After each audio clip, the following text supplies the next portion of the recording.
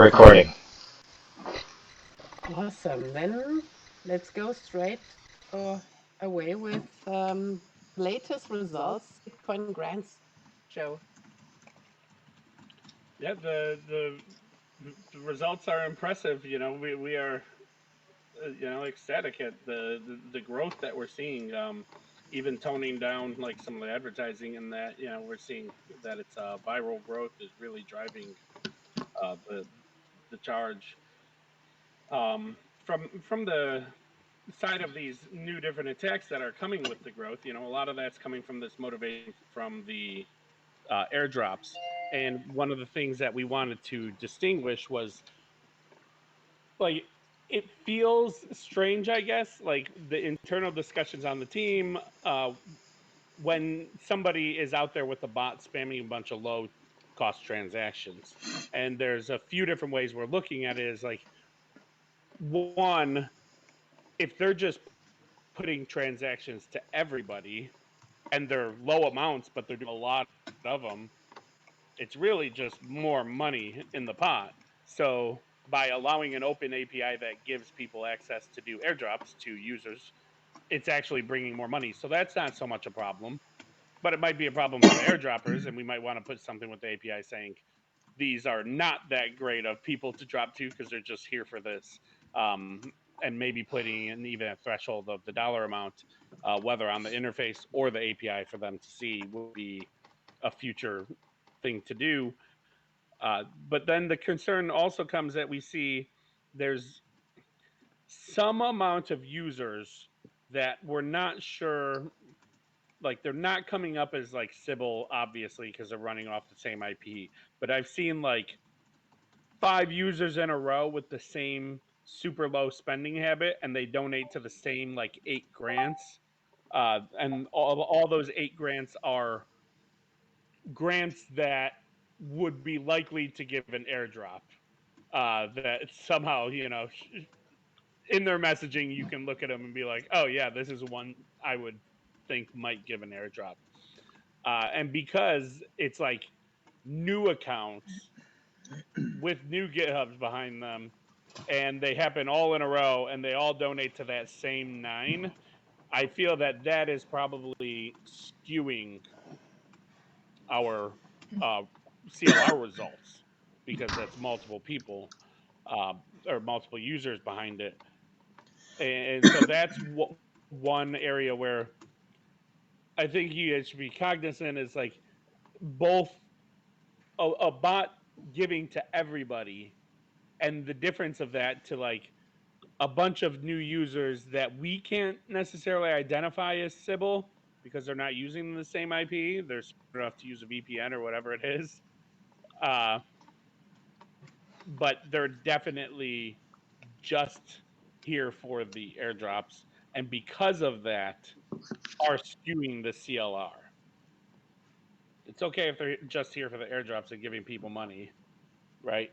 It's just wrong if it's actually skewing money away from the the intended recipients and not diverting it to public Yeah. funds. Yeah, I feel like this would be really useful for both any airdroppers who might feel that they don't necessarily want to give an airdrop to people that are gaming the system or like multiple addresses or something. So definitely that's helpful. And also, yeah, we don't want grants that are less likely to give an airdrop to receive less because they're not being targeted by these bots. So really useful.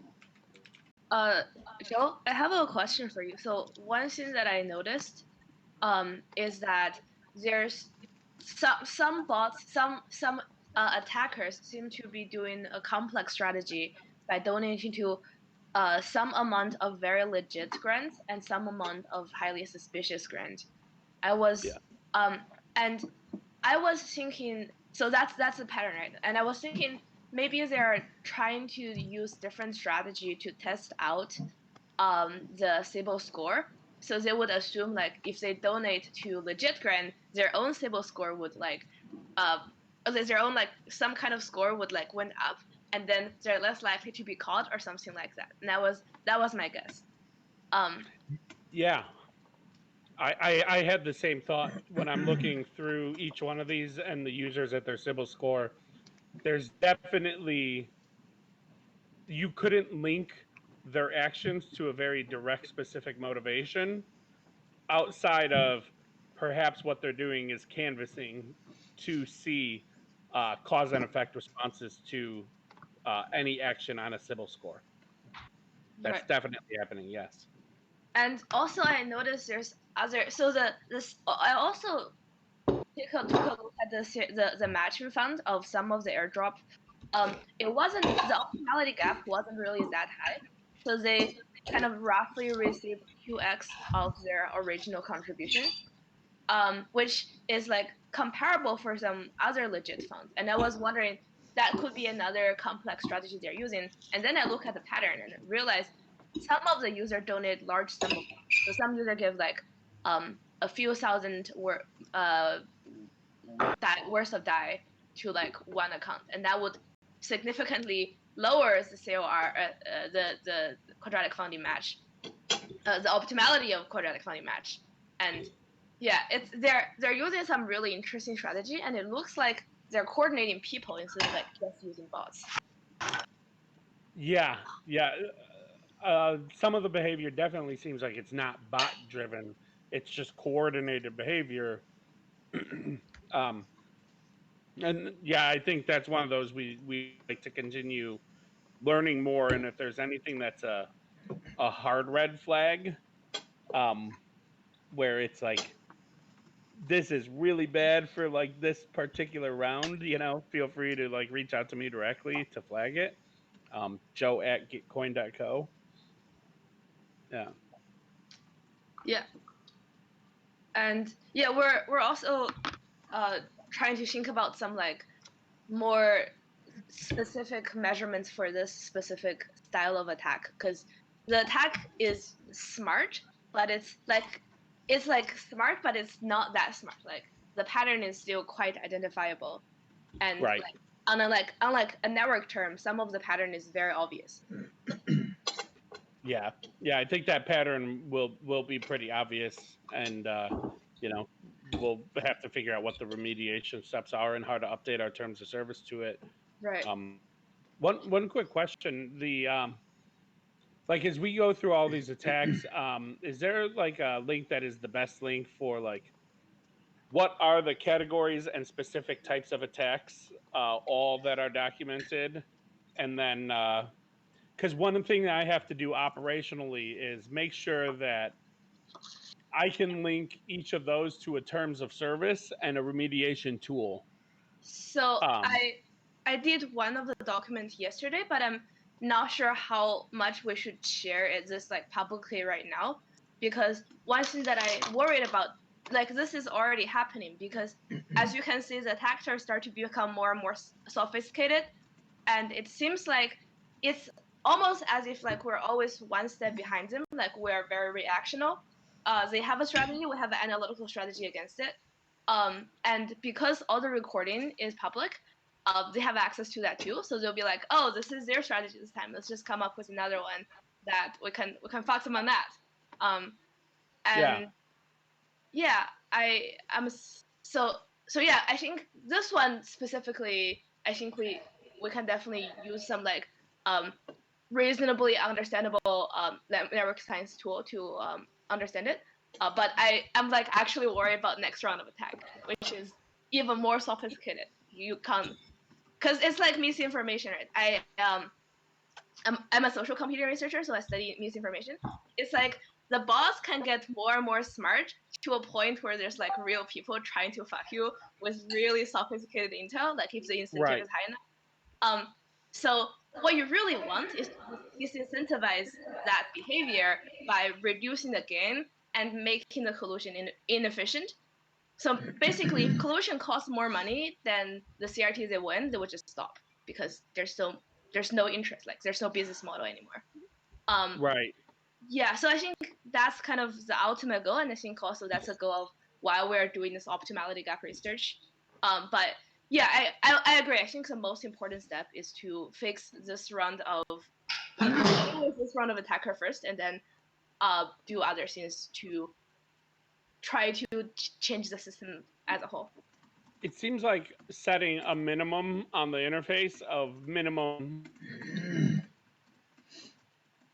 like donation amount is probably highly effectual for doing that, but it also is something that cuts out a large number of people that we want to be included. Exactly. Right? Like that's the point of the system is like to include the people who can only afford to spread their $10 that they're willing to give to 20 different grants. So we don't really want to do that. So I think other solutions would be great. Right. I think it's like I was thinking about it yesterday. I think there's some interesting solutions. So for example, you can use some like governance, like token-based governance structure, maybe that might help. And for this one, you can use some kind of like average number of neighbor or like centrality measure, because this specific pattern is a huge proportion of attacker have huge amount of contribution, which means they have a lot of connection out, and that makes them very flaggable. Whereas you have other contributor who have say like $10, they wouldn't spread that among 2,000 or like 200 contribution. That's just insane. Like, human would not have that mental bandwidth to do that. So like this one, I think is still okay to handle, but I think the cat and mouse game is not sustainable. It's too much stress. Yeah. I'd definitely like to continue that conversation and also not steal the sorry. time entirely. I don't have anything else that I thought was super novel that I wanted to make sure you guys were aware of. But you know, if you have any other questions before you guys jump onto your agenda, let me know.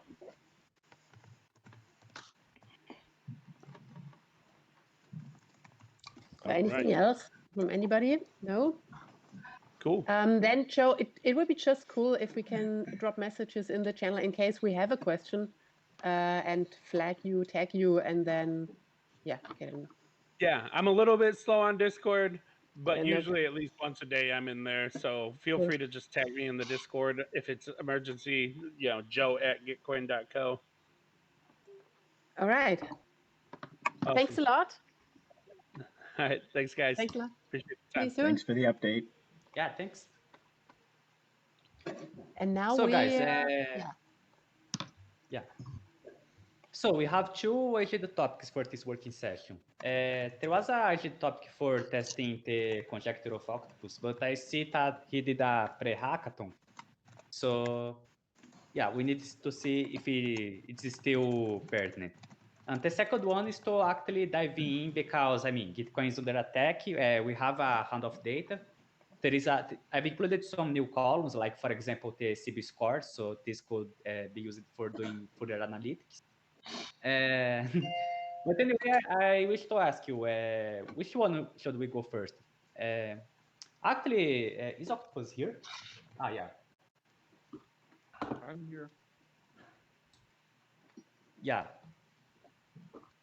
Actually, I saw your notebook. I saw that you already did some basic testing for the conjecture. Do you think that makes sense to put some time on the working session on it? I would appreciate help with it because the time that I have available to type is very rare. Yeah. And also the reason is that I mean I feel very convinced that this result is correct, and I want to encourage you to use it. You know, I think this is the value of the optimal subgraph, but I don't think that me being certain of it has much value. I want to, you know, involve the community and make it disseminated, and also in whatever evidence you all find convincing to be convinced that this. Yeah, one good thing about that is that, let's say, we could have included the observability gap on the analysis that we are going to do today, if that result is correct. So this can be a powerful thing. So can I share my screen? Yeah, sure. Okay. Can you all see my screen? Yes. Yeah. Okay, so one thing I would request is people who are comfortable reading proofs, if y'all would go through and be willing to read the proofs.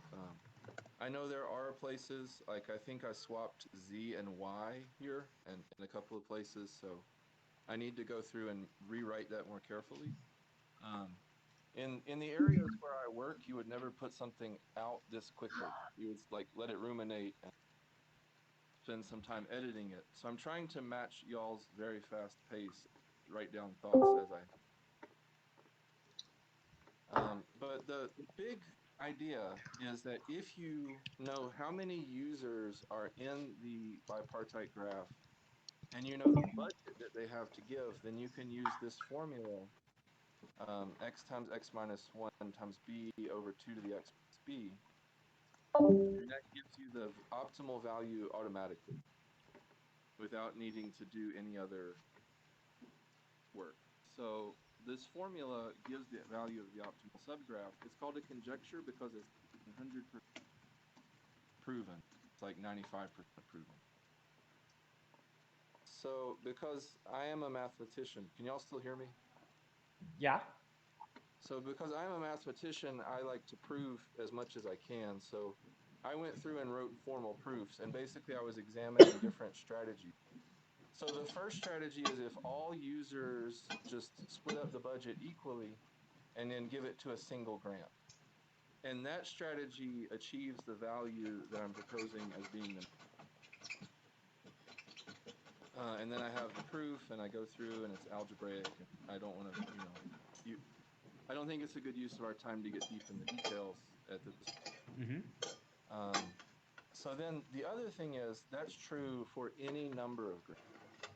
So if you pick 2 grants and split the contributions equally, or 3 grants, or any number, then you get the same amount. And so the conclusion from that is that, so I call strategies like this a uniform allocation strategy. And the key insight that maybe this was already known, but no matter which uniform allocation strategy you do, you get the same resulting payout if you sum over all the grants that are involved in the strategy. So colluders don't get any monetary advantage if they create new fake grants to donate. Obviously, a Sybil attack where you create fake users does create an advantage, creating new fake grants. So I'm doing more like. Hey, Octopus. Yes. Can you explain the budget? I think you had B denoted for the budget. Is that like a shared budget amongst a group of colluders? Yes, and so you could just add up all of the contributions that were made to a particular set of grants and call that the budget. Like if these people were colluding, then they would strategize, here's the amount of money we have to donate, here's how we're going to split it up.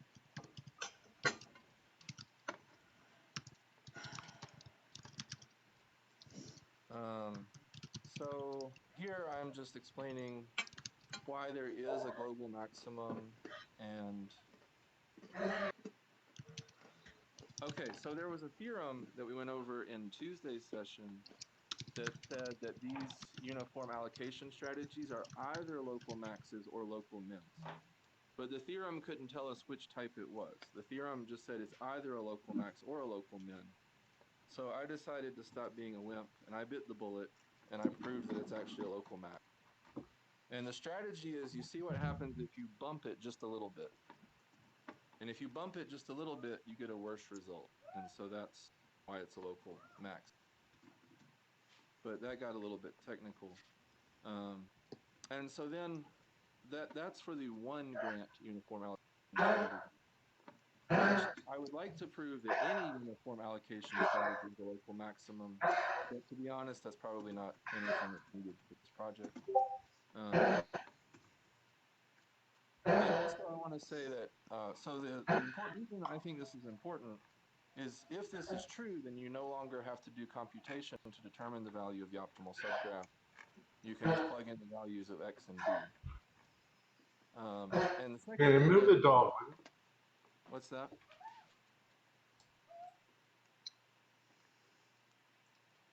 The second thing is this is using a lot of analysis and geometry. And those are classes that I barely passed in graduate school. Like these types of results are very far from what I typically do. So I'm kind of playing catch up. If we could do a little bit more literature digging, we might be able to prove that the local max is a global max.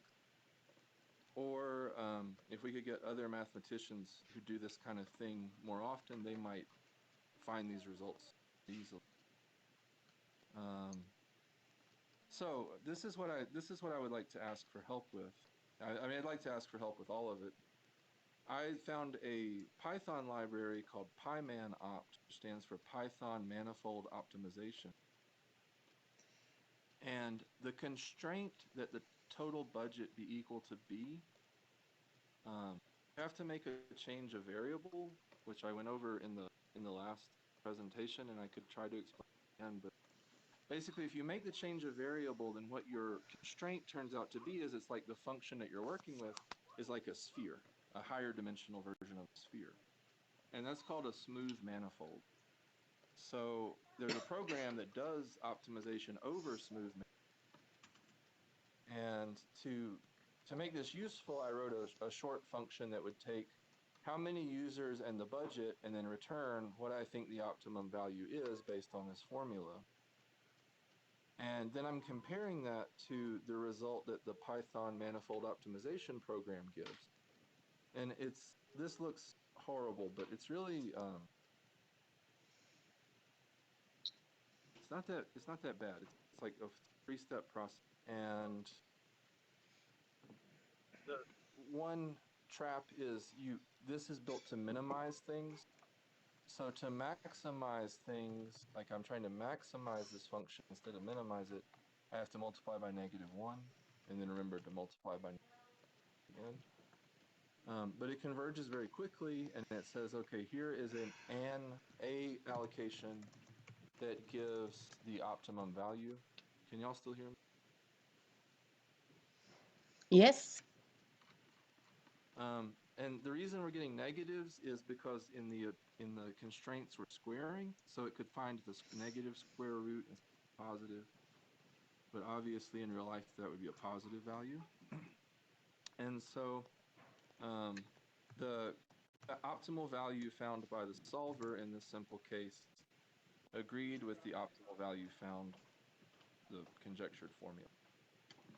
So what I would like to do is, if people are willing to help by rereading the proofs and helping me find mistakes, but really what I'd like to do today, if we're able, is to go through and rerun this with larger setups, like maybe 2 users, or 5 users, maybe like 5 users, 2 grants, or even different numbers of users and numbers of grants, and then make it automatable so that you can just run this for a certain number of users and grants automatically. And then I have some things about explaining. I want to give much better explanations of why we're doing what we're doing, but that takes longer than I wanted to be ready for. That's what I was able to do before we met. I realized that the attack is probably more pressing. So if we worked on this a different time, it wouldn't hurt my feelings. But I did want to publicize, especially this formula, that for the time being, I think it's a safe. I think it's safe to use this formula to say this is the value of the optimal subgraph. Yeah, I agree. Maybe one thing that we could do, we could dig into the data, and probably we will need to calculate some metrics for each grant. I think that one of those metrics could be the conjectured optimality gapping. And we make a direct use of that formula. So the total budget would be the sum. Oh, whoops. Let me see how we could define that. This is what you are calling the optimal. Yeah. This is, if they were colluding, what the allocation across the grants involved in the. Yeah, so essentially, yeah, we would select a subgraph for each grant. We would get the total amount. This would be the total budget, the total number of contributors to those grants, and just plug in the formula. Yeah, so it should make it much simpler. Yeah, I mean, it's great to have that formula because I mean, you saw how much iterations we would need. So I think this could be really a groundbreaking thing. So my suggestions then, what you guys think of we having the data, we implement the conjecture of mality gap, and perhaps I could, I mean, maybe 30 minutes to the end, maybe we could have a look on that notebook.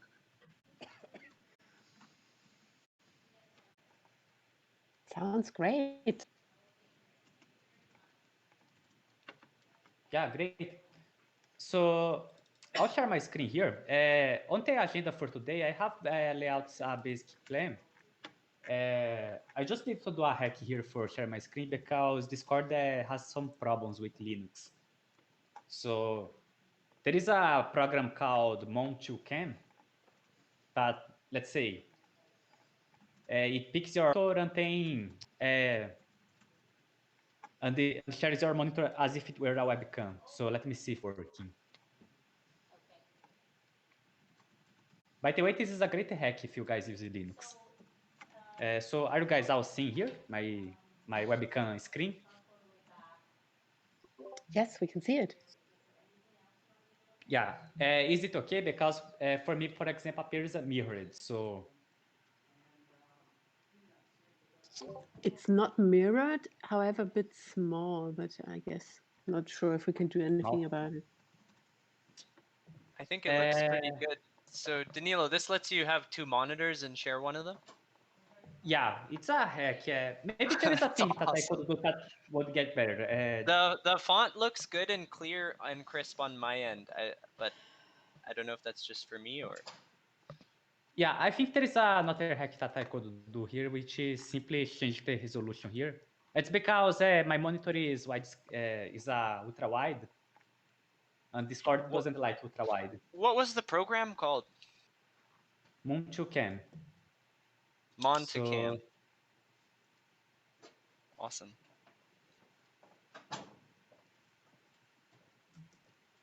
By the way, Octopus, I want to say that was really cool. It's amazing how you can match the pace of all these hackers with mathematics. It's really awesome to see that. And looks like you got some incredible results there. Yeah, it was truly amazing. I've been super impressed. So, and now how it is. I've changed the screen here. It's great now. Yeah, it's great. Cool. Okay. So probably you have seen the message on the channel, but I have added new data here. And there is by the way, type, it's not 2020, it's actually 2021. Let me fix that. But anyway, I have added here.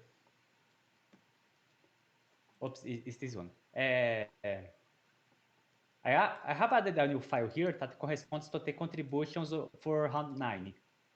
So it contains all the contributions since 1 minute before the date at the round 9 has started. One thing is that there are some new columns in there that probably you guys are going to find it handy. So let me open here so that I can show the.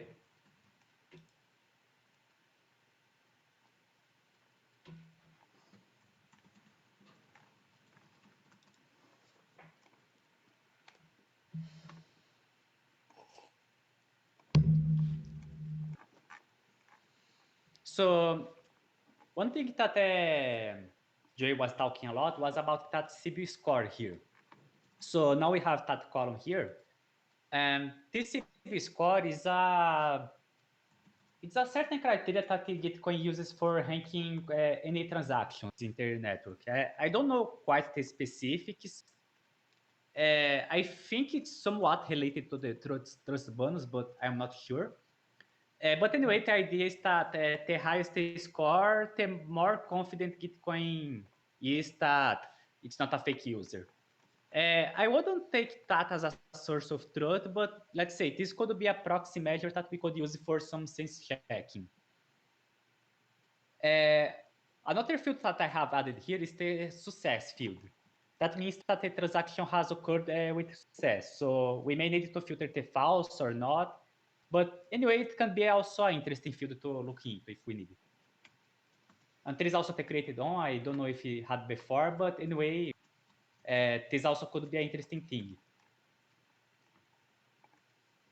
And for today, I've been taking notes here of some of the things that we could try. So I'm sorry to interrupt. Can you just remind me, where does that data come from? Does that come from Gitcoin directly? Yeah, that comes from Gitcoin directly. It comes from their database. So the Sybil score is not something that's generally available. Is that true? No, it's not available. Right. Thank you.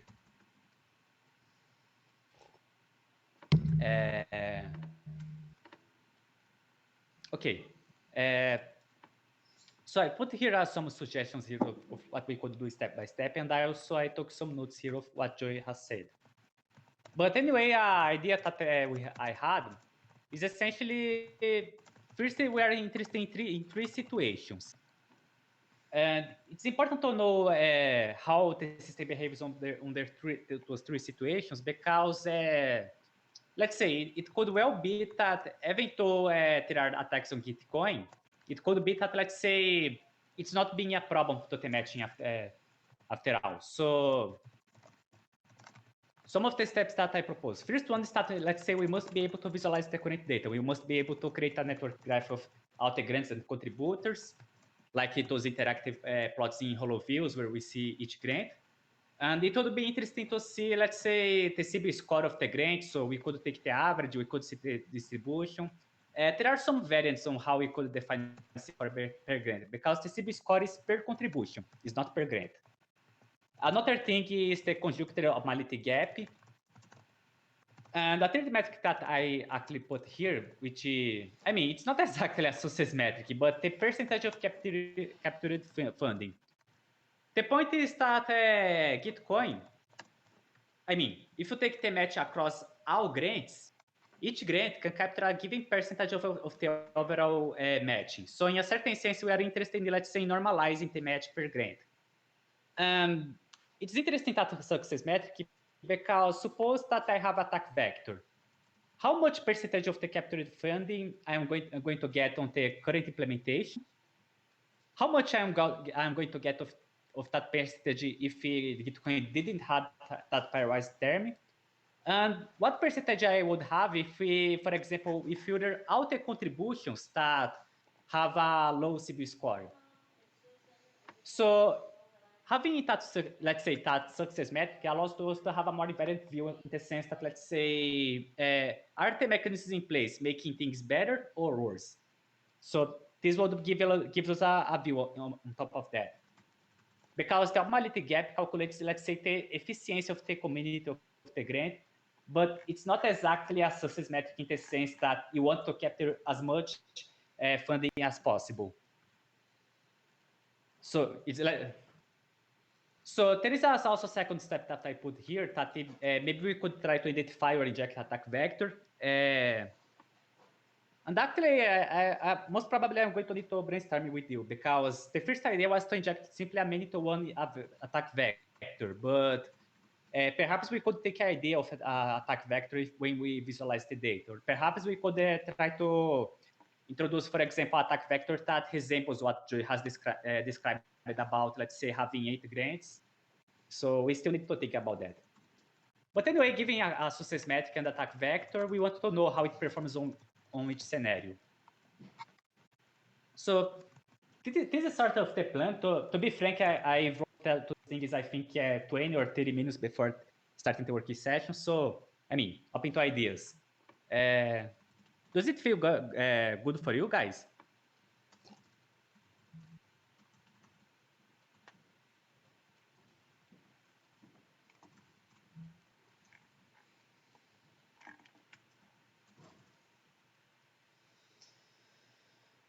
I think so. Let's go. Yeah, let's go. So first thing is to, well, we need to open the data. So let me prepare my environment here on VS Code. So everything is here. I think that I'll make this window a bit smaller so that I'll put it on editing here. So if you guys want to type anything while I do it here, so I mean, this recommend is public. Also,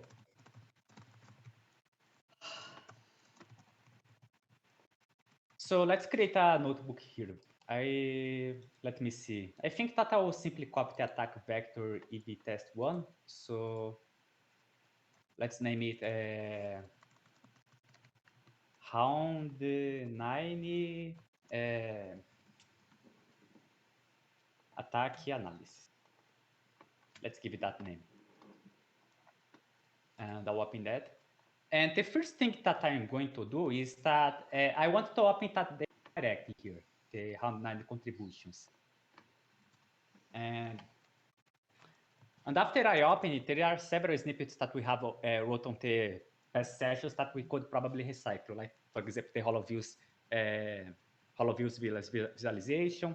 In the meantime, most probably we are going to write some new functions, like, for example, on the cadCAD research here. By the way, I don't know if you guys noticed, but I did some refactoring on the repository over the last week because there was some redundant things, and now I'm considering, I'm putting out the functions inside that cadCAD research. So we have a single source of truth, and also so that it becomes a bit easier to use. And Danilo, I'm just wondering if your screen is frozen. Does anyone know? Yeah, I can't see it either. I just assuming it's just me, but obviously not. It's frozen. Yeah. Maybe if you can just restart screen share. Mm-hmm. Yeah, it's frozen. Let me see here. I'll restart here. So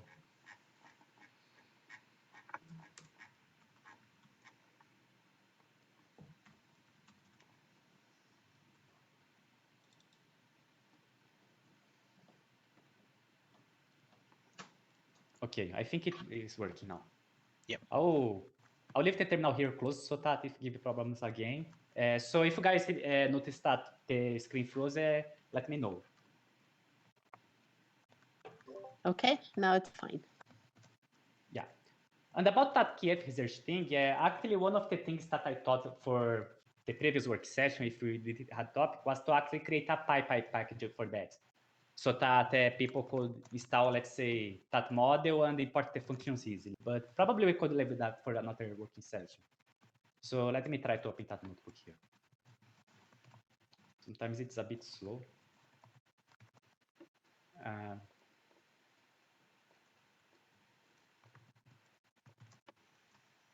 Okay. So this is the attack vector A/B test, but just with a different name. And then let's change the name here. So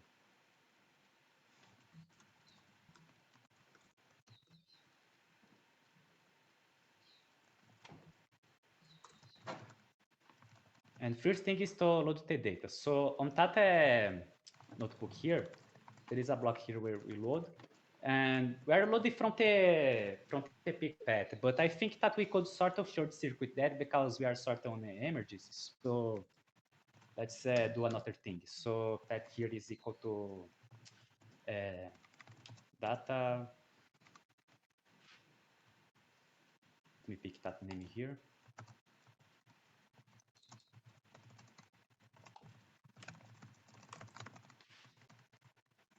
Okay, now let me load that data. So the F SSV, path, compression, XZ. I think that I have changed the path here. So,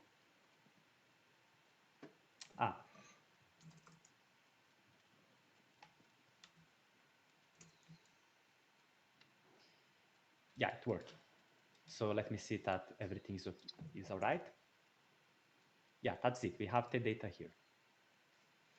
By the way, the reason why I use .xz is because it's the difference between having a 10 megabyte file or I think 500 kilobyte one. So what happens is that it's always useful to have a small Git repository size because, I mean, each commit you are changing things and it is easy to, it's very tiresome when you try to clone a repository and take some minutes. So if it can take some seconds, it's better. Okay, so this is the data we have here. Let me remember how is the results here.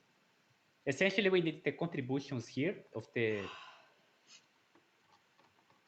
and the contributions requires the contributor, the grant, the amount, properties. So what happens is that pickle file that we generate with the cadCAD, that contributions is actually a list.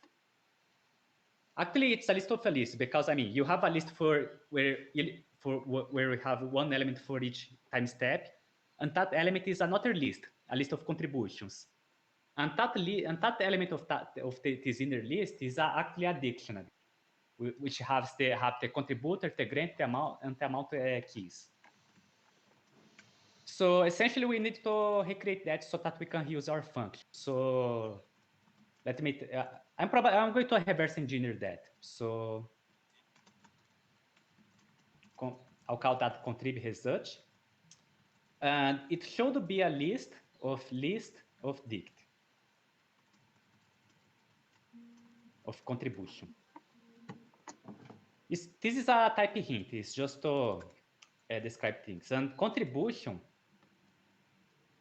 is a. Let me see if there is a way of describing that. Yeah, I think not. Yeah, I think there is. So a contribution is actually a dict consisting of contrib keys and an object. So, and contrib keys is actually a set.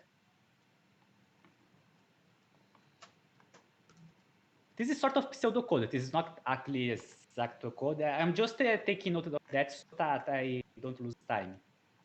So, contributor, amount, grant, flag. Yeah. Actually, maybe there is a chance that this is going to work. Let me see. No. Yeah, maybe there is a way of, let me see if there is a type for that. Python tapping set. I always like to take the time to try to learn something because I mean it's sort of the interest that you can have, because if you research 5 or 10 minutes for something that is sometimes a bit trivial or doesn't make too much sense, if you learn once, you are going to use it 100 times. So Danilo, it's always good to be exposed. Yeah. Why is the type of contrib keys not? Why? Could you repeat, please? Why is the type of the key not a Not what? string? String. Not technically, contrib keys is the following. Yeah, now this is right. So what happens is that contrib is a set, because I mean you have those curly braces, but you don't have values. This is the Python syntax for set, and the element of those sets are the strings.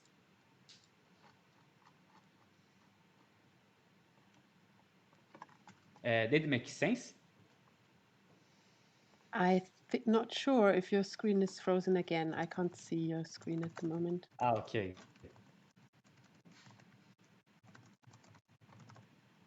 Resetting here the amount you can. Still testing that. Okay. Yes, we can see it again. So, oops.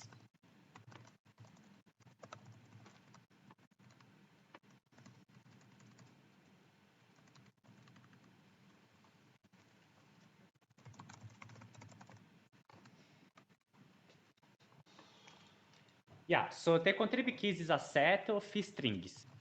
That's So what that's I'm what saying, define I'm contrib saying is. that the contribution is a dictionary. Is it not true that the keys in the dictionary are string? For contribution, is it not dict string object?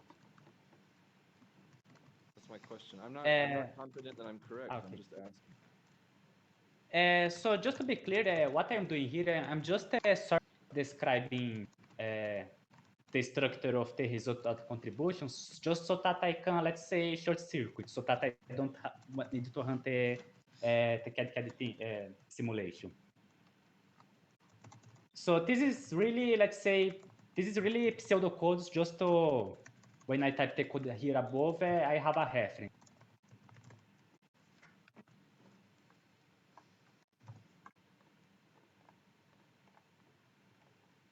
What I mean is that, let's say, this is not a strict definition of what is a contribution.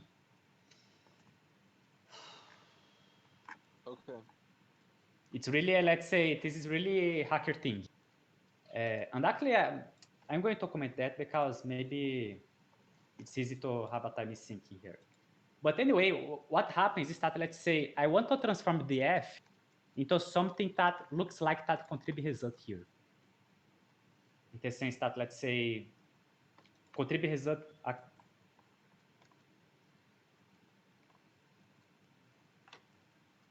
because let's say the first here represents, this is the list of the contributions for a given time step, and each element of this is a time step. So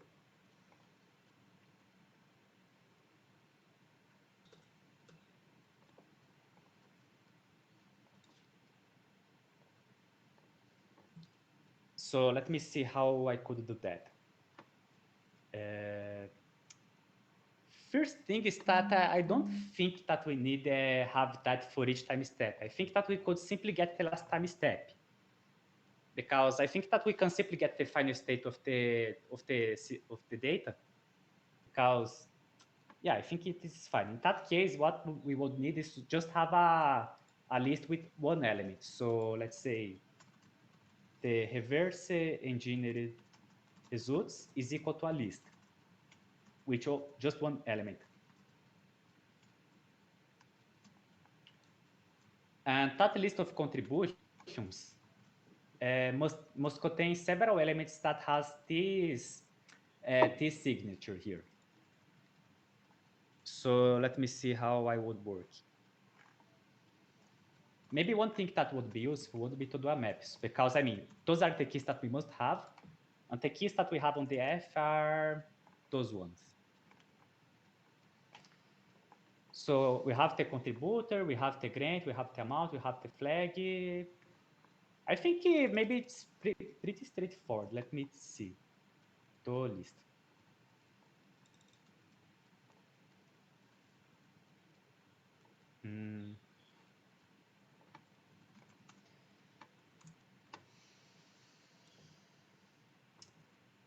Yeah, or maybe to dict.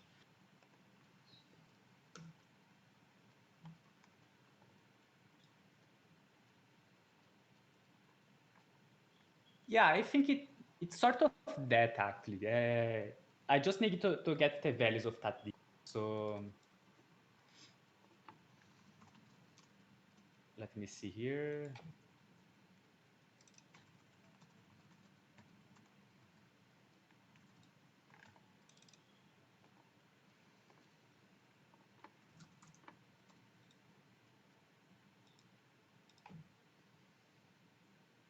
Let me pick the first element just to make sure. So we have the amount, we have the grant, we have this the flag, we have the grant, and we have also some additional properties. So essentially, we just need to do that in order to have a reverse engineering.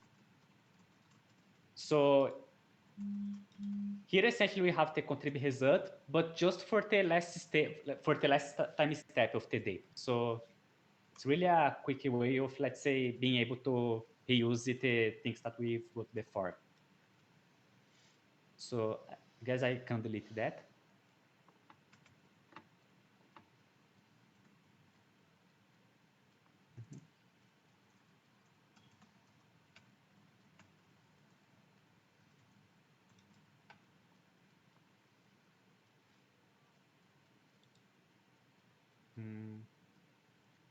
Let me see if I have a pretty figure here. Where is the graph visualization? Okay. Let's copy and paste that and try to do something here. So here on the overview of the graph, I'm going to want to see what's contained inside here. So I need to generate G, and let me remember how I generate. So contributions to graph, I simply use that function. So G contributions to graph. I think that I can pass list of contributions direct. I don't need that. I'll leave that because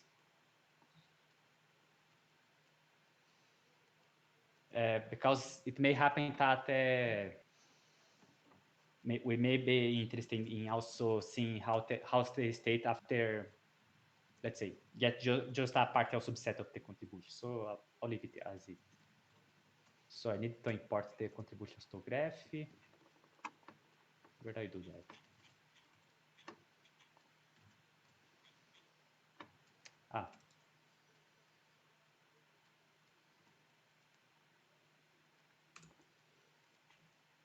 There was a problem when importing.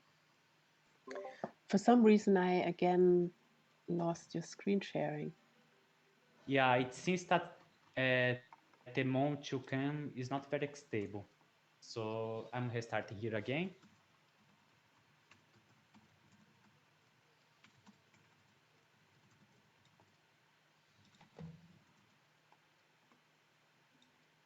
It's okay, thanks. So it's taking a bit of time. It may be because, let me see how much data we have in there. So len list of contributions. Wow, we have 8,000 contributions. I mean, this is a lot because just to give a scale of things, on the past round, round 8, I think it was 18 or 19,000. And on round 7, it was, I think, 12,000. So we are on the middle of the round and we have, let's say, 3 times as much contributions. It's really... So this is being a bit slow. I think that I'm going to use another layout. The layout is a bit slow when you have lots of edges.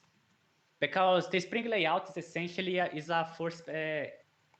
it uses a first directed algorithm. So it sort of does physics simulation in order to get a layout. So let me remember a layout here. I think there is layout, network X layouts. There are some that are way quicker here. So I think that the Riemann something, it's a bit quicker. In the worst case, we can, let's try the bipartite to see what happens.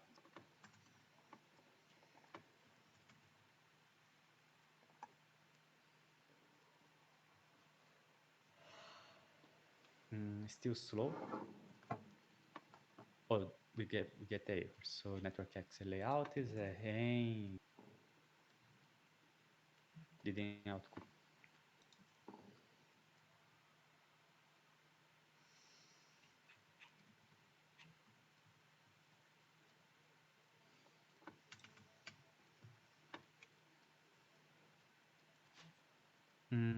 I'll try the Kamada Kawaii. Kamada Kawaii is usually fast. Kamada Kawaii.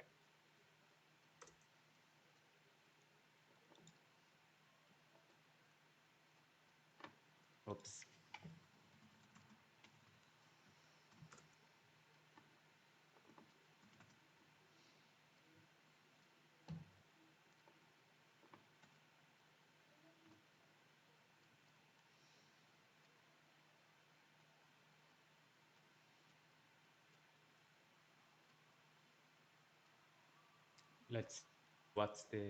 Let's try to finish him.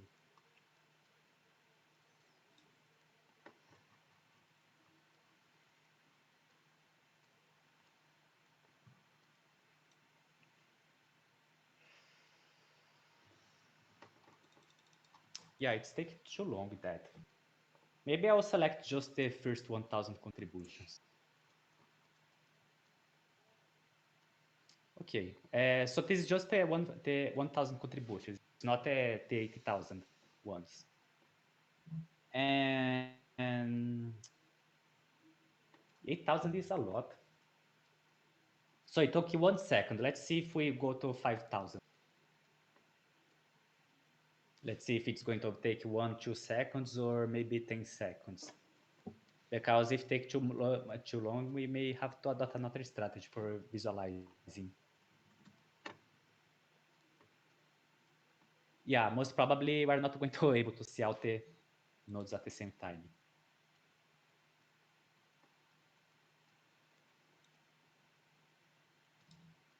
Let me see the Kamada Kawaii. I remember that Kamada Kawaii was one of the fastest. Kamada.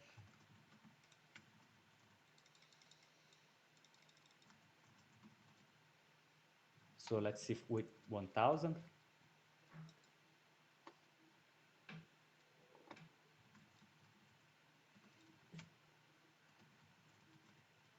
Eight seconds. Let's see with the 2,000.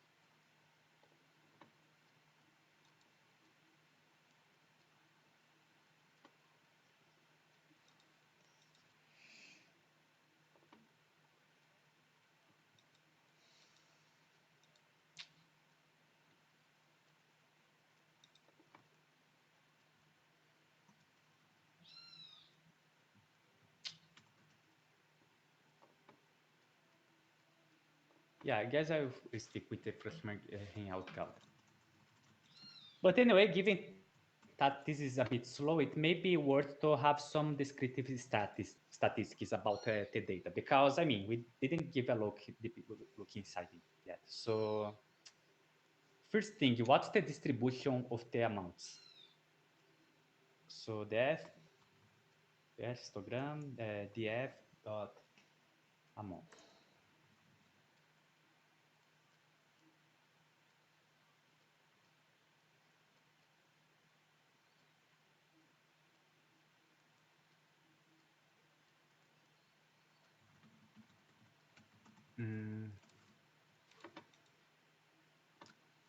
This was not very helpful. Let me try to pass log x and log e.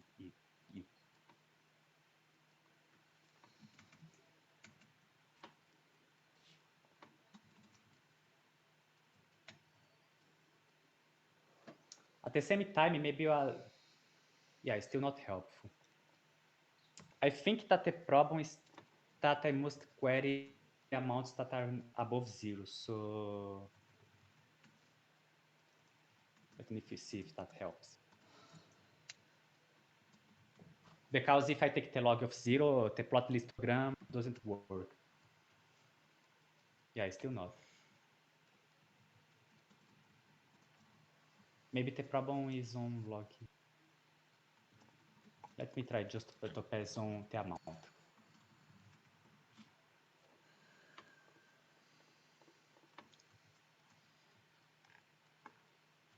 Yeah, this is a little better.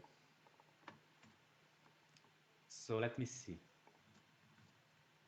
So there is a lot of contributions that they have. Oh no, actually this is a very huge contribution. Actually, the most of the contributions are here. Danilo, are you seeing a? What? Are you currently able to view a histogram? I do not see a histogram on your. Me neither. Seems to have frozen again. But we are so keen to see it.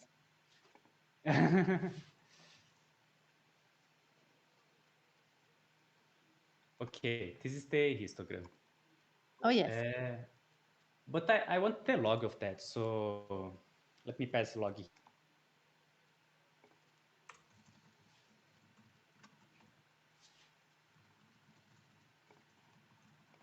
So, yeah, that's it. So this is the histogram on the log on both sides, because I mean, when I pass, I'm actually taking the log on the count. When I pass log on the argument itself, I'm taking the log on the horizontal scale. So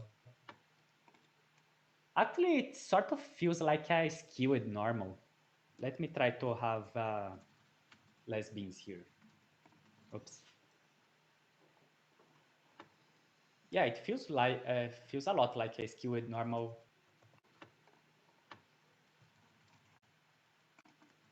Yeah, so most of the contributions are near 0 and 2.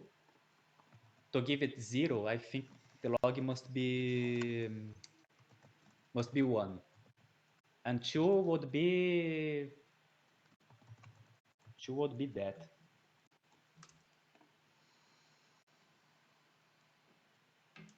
Actually, it's a shame that we don't have a log x here. It would be so much clearer. Let me try again. Or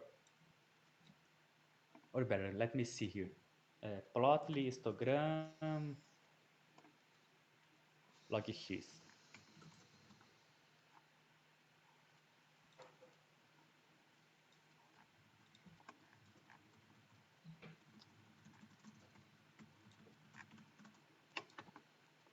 Oh, there is an issue here on GitHub. Let's see if somebody has already sorted that out. Limitation, fix, closing, adjust up. Yeah, it seems that this is maybe it's a bug that has been not fixed.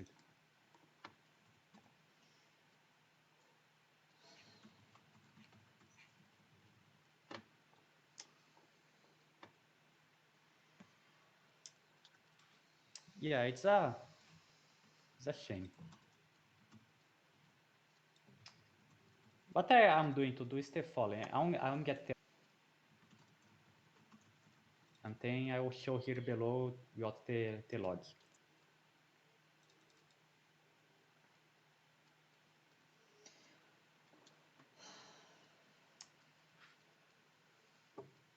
I think that I'll just leave it as it is.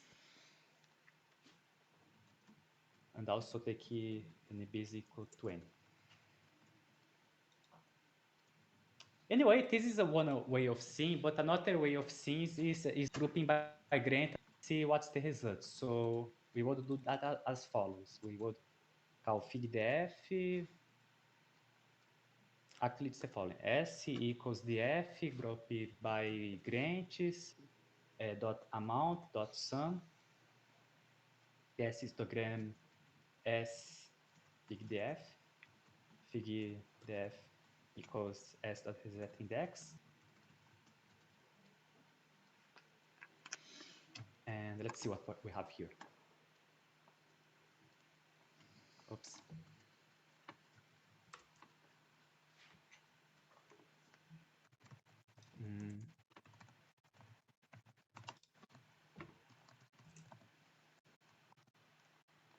Okay, I forgot to pass amount here.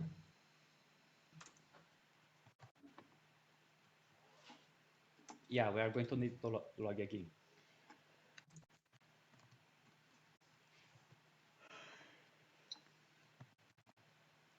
Yeah, so lots of grants they have, lots of grants. This is skewing.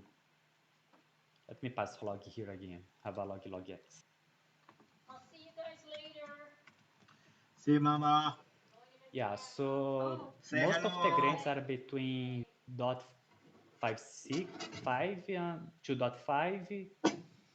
Actually, 0.5 and 9. So 0.5 would be E.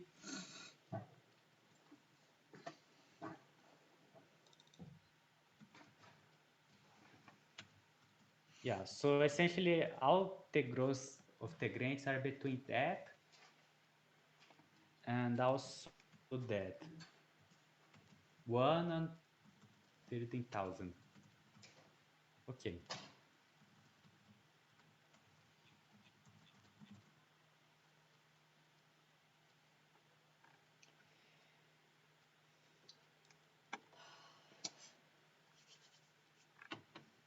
Maybe one thing that we could do.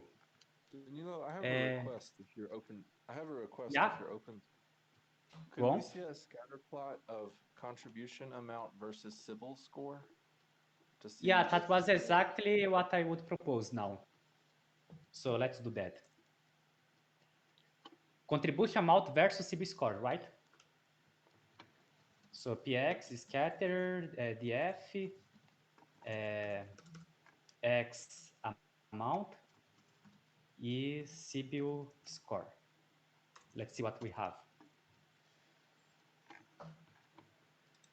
While we do that, another thing that could be, maybe a better thing would be to have a density heat map instead of having a scatter. So density heat map.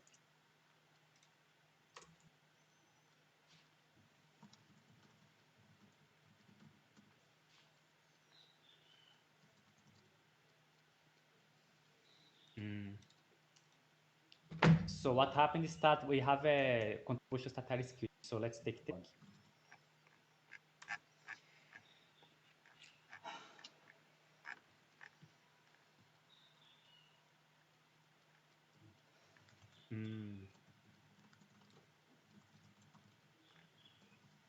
Yeah, maybe. Yeah, the fact that the amount is skewing that. So maybe let me try take the log here. Let me see if that helps.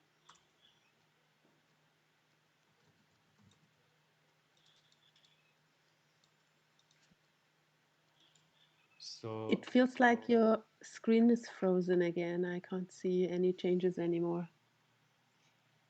okay. Sorry. Yeah, I still need to figure that, and I mean it's I think that this bug has been running for 2 or 3 years already. I don't know why Discord doesn't fix that. But it's important to me to know when it's freezing, because if not, so I'll create a fig def here.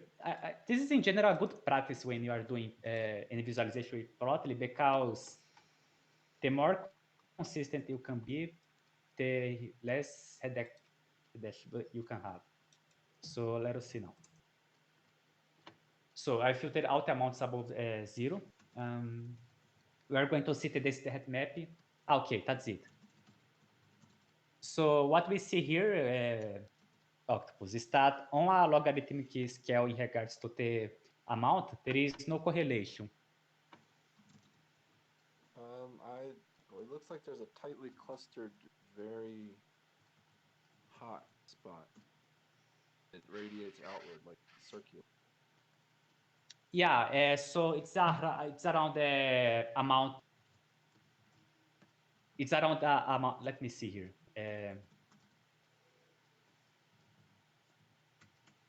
NPA square root.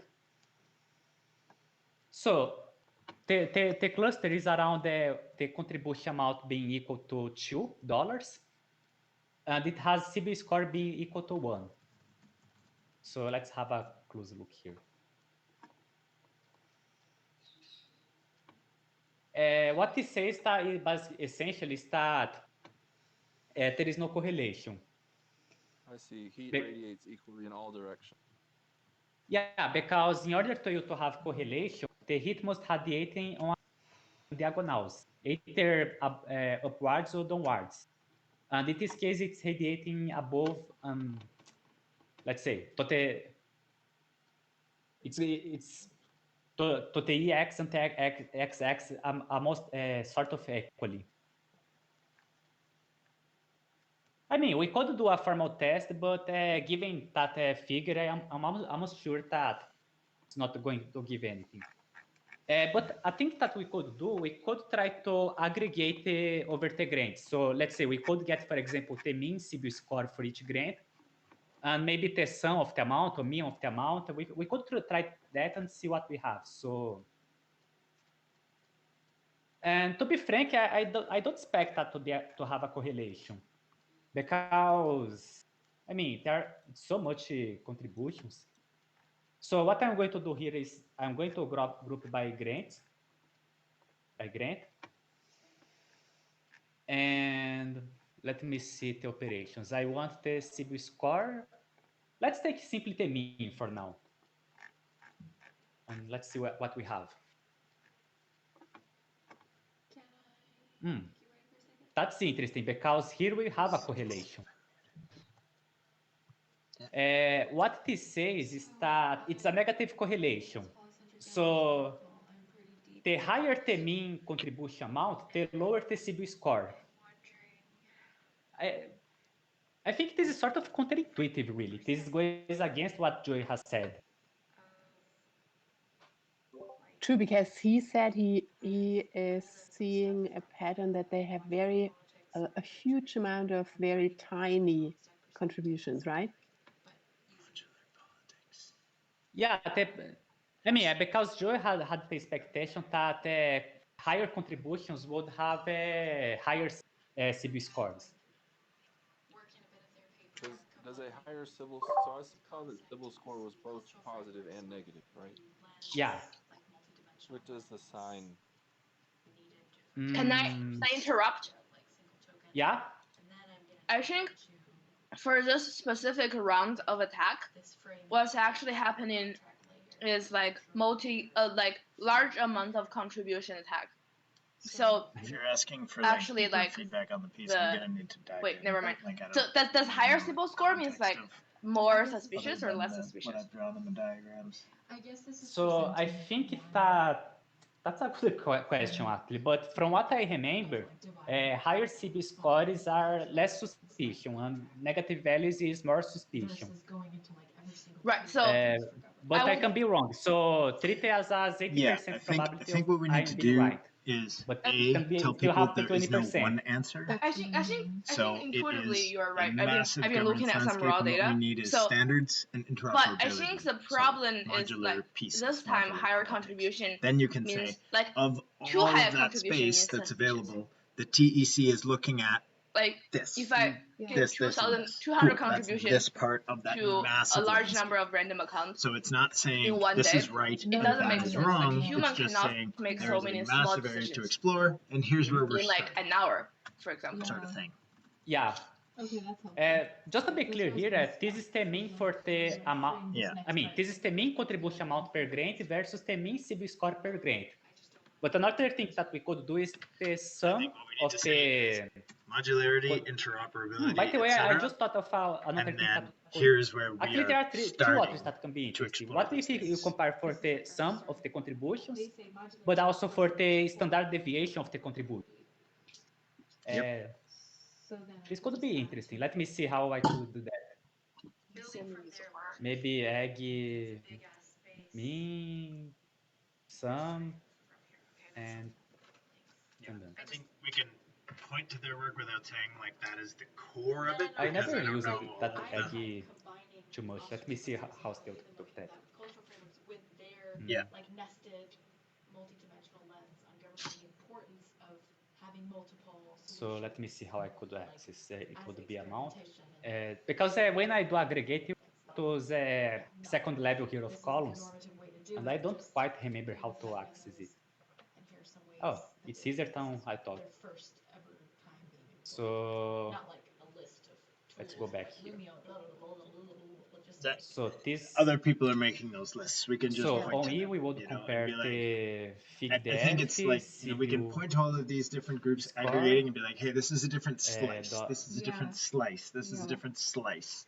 And we are just looking to bring the modeling and the validation of those different slices into computational constitutions, like in the TEC, like in OneHive, like in Gitcoin. Like we're kind of like they're talking on a broad level, like they're talking about modular politics that could be adopted by municipal governments, you know, or like citizen collectives, right? We are talking about a specific part of what they can apply. So like, you know, that those community collectives may use a bonding curve. Someone when down the line when bonding curves are actually usable. Okay. I guess probably you're going to want to write this piece with me, but I'm getting a good bit of it done, and I think it's going to be more than one article. It might end up being a paper or something. Anyway. writing while I'm inspired. Okay, error. It's going well. But thanks. I just didn't want to, before I jump to the next section, go like, so. Why am having that? Yeah, I guess That's the strange core question because is like, what is the point that we're I've trying passed to feedback communicate? here. I think it's Let me drop polycentric governance in the TEC. Hey, we've got soft governance, cultural governance, smart contract governance, funding governance. Cool. This is how DAOs should think about these things. There is no one governance. Yeah, there is no like, it's not like proof of work or proof of stake. It's proof of whatever the hell you need to prove. Yeah. Okay. Okay, let me take this. This is interesting because this is the sort of the reverse of the first one. And this is the, let's say, the most contribution amount a grant has, the higher the mean CBIL score. And I mean, it's kind of curious when you have those counterintuitive results because I mean, the lower the mean contribution for each grant, the lower the CBIL score. But at the same time, the higher the total contribution towards a grant, the higher the CBIL score. So it's sort of a, I mean, it's curious that. So this would say that the total amount going for each grant would be counter-correlated to the mean. Let me confirm that.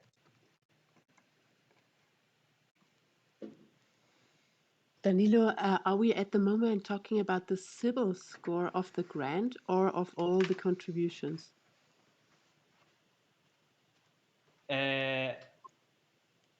All the contributions per grant. Okay. Yeah, actually, it's not a trivial behavior because very interesting. But probably I'm being a nerd here. I want to add another thing. I would actually not trust their CBIL score right now because their native CBIL score have a lot of problems. Like I looked through a lot of attackers' profile, and most of them have high reliability, but they're clearly attackers. Yeah, and that's one thing. Yeah, we can't trust a lot on the CB score. But anyway, I think that we have sort of a feeling right now about say how the CB score behaves and so on. We also know the distribution here. By the way, let me see.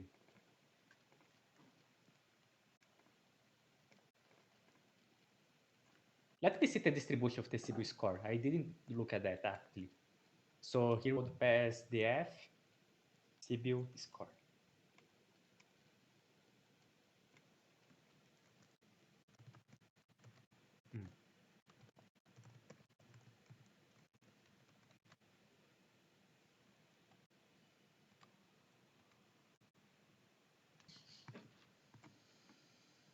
Yeah, most of the CB scores are is 1. There are some that are 5, and yeah, this doesn't give a lot of info really. It's interesting because it sort of feels that, let's say, 5 is being saturated. It sort of feels that, let's say, I mean, we could have CB scores being going until 8 or 10. Or maybe there are 2 distributions here. There is one distribution here and another distribution here. There are a small handful of people who are highly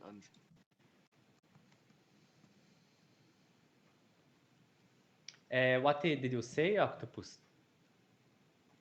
I said it looks like there's a small handful, a small group of people who are very untrustworthy over at the +5 end. Yeah. Yeah, I suspect this whole design is actually designed to attack the CBIL score system. So they probably reverse engineered how the CBIL score works. Or like they tried to reverse engineer how the CBIL score works. Yeah.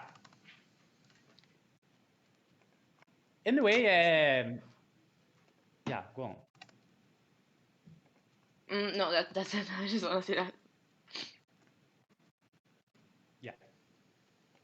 Anyway, I think that we have a feeling already for the CB score. So maybe we could go to the second part, which is about the conjectured optimality gap.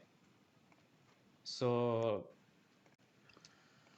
let me see how I could calculate that. I think that maybe we could approach that by supposing the neighborhood subgraph. So we could calculate the conjectured optimality gap for each grant. So let me implement that. I'm going to open here the definitions.py file where we have our definition of neighborhood subgraph. There is also a definition here for the grant optimality gap, where I take a graph and a grant. And what I'm going to do here is to create a new function here called the grant conjectured optimality gap. It takes a contribution graph and it takes a grant, and it returns a number.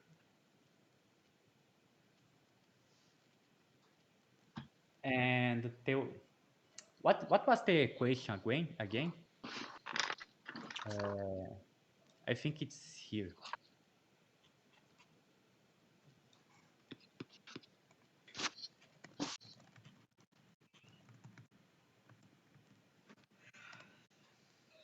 Okay, where's the conjecture?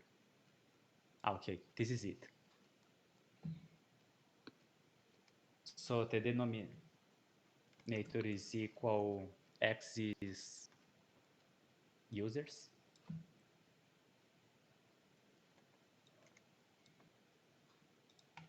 Any users multiplied by any users minus 1 multiplied by total amount.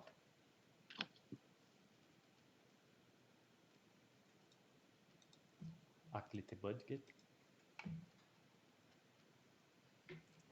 Can you refresh your screen, please, Danilo? I think it's frozen. Yeah, sure.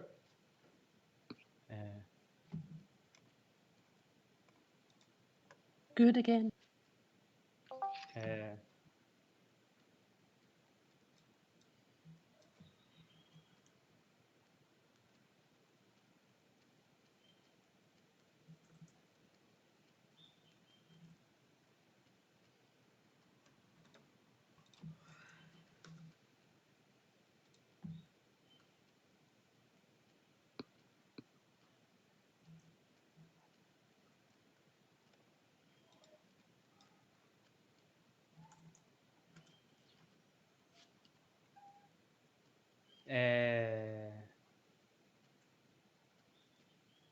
What's that total amount again? Okay, the total amount. So the end users would be, let me remember how I do that. I think there is a snippet here where I do that. Okay.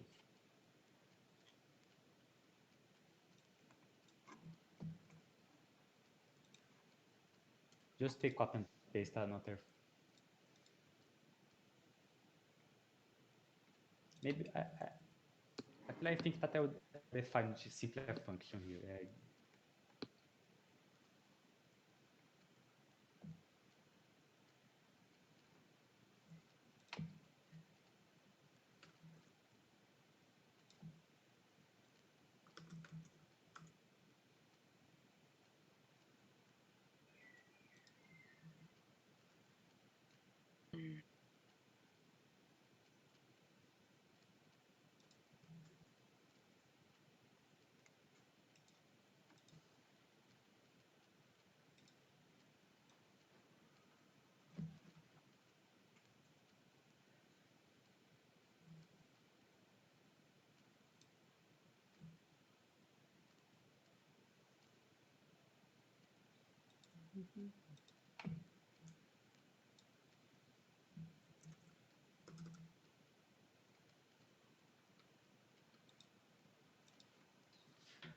Okay, so we have the users here. Now the only thing that we need to define is that now is the budget. which is essentially get the total amount for each grant. So budget equals generator expression, take the sum of total amount G for G in grants. Oops. In grants. And I pass G here.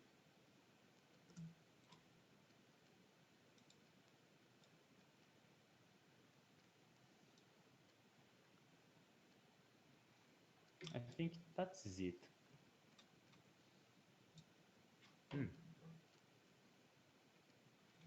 There is an indentation problem here. Okay, now we have here a definition for a grant gap. We would provide a graph, a grant, and we have the expected conjunctive normality gap. Oops.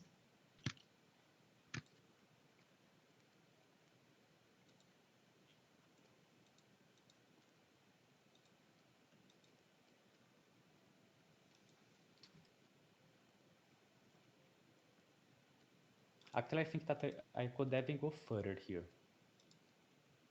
Instead of going into the graph, I'm going to get into the graph.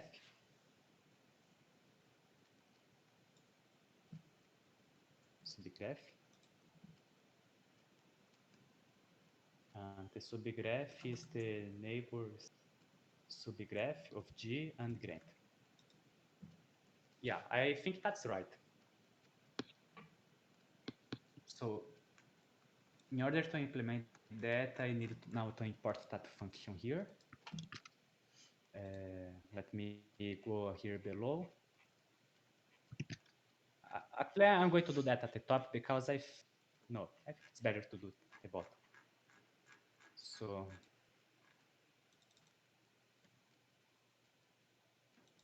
from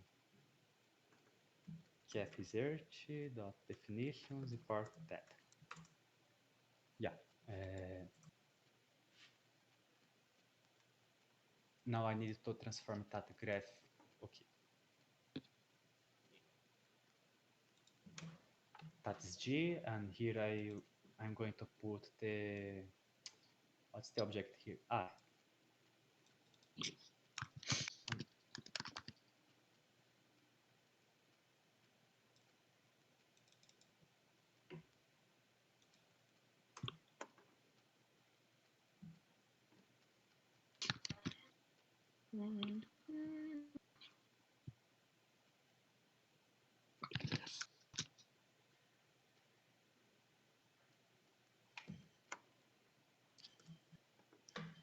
Okay, we have G, now we need to iterate over each grant.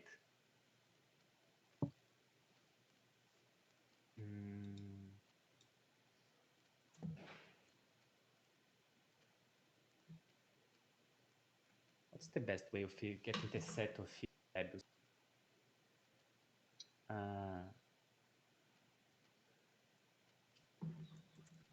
Let me see.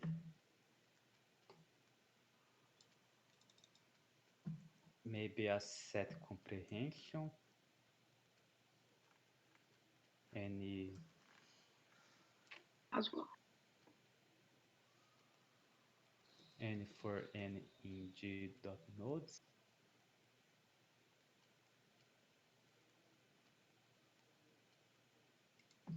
If data type equals grant.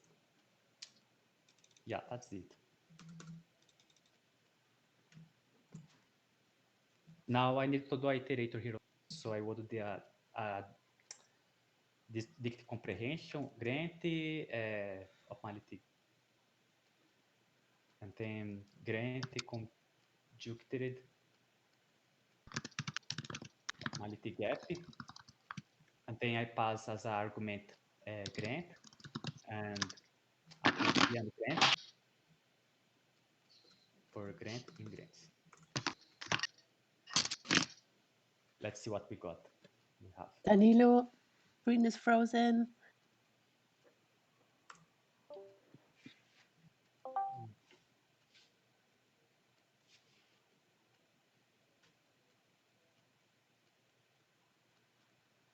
Okay, done.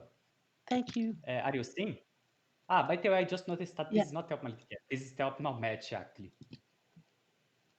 Okay. But anyway, we got here the optimal match. And in order to calculate the optimality gap, we need also to get the, where is here? Utility. Okay, the partial quadratic image. Yeah, I'm going to count that the gap. So this is the optimal value.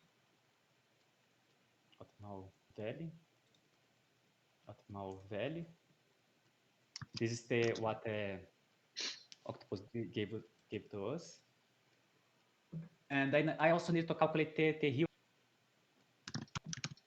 The hue value is equal to that. G and grants and threshold. I think this is going to be 1 on this case.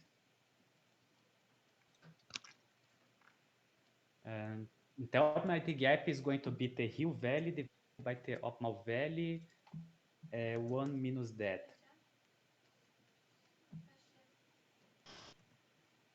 So I think this is right. Yeah.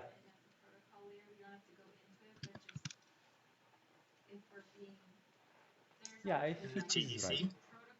Let me see now.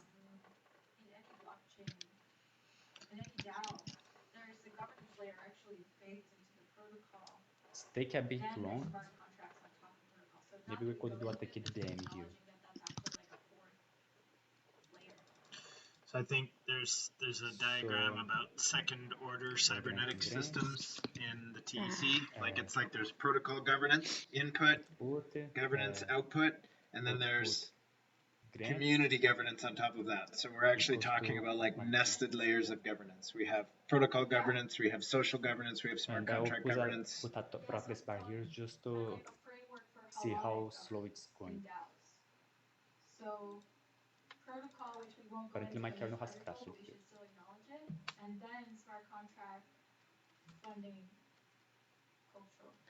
Yeah, Holonic, I think they use that in like holacracy in particular, so there may be some context that. Well, I put it in the NetterDAO section with Ostrom's. Could you go back up to the conjectured Yeah, optimal? Holonic or fractal. Sometimes there's, I mean, they're kind of the same idea. So they may have context. Should I just nod to protocol, but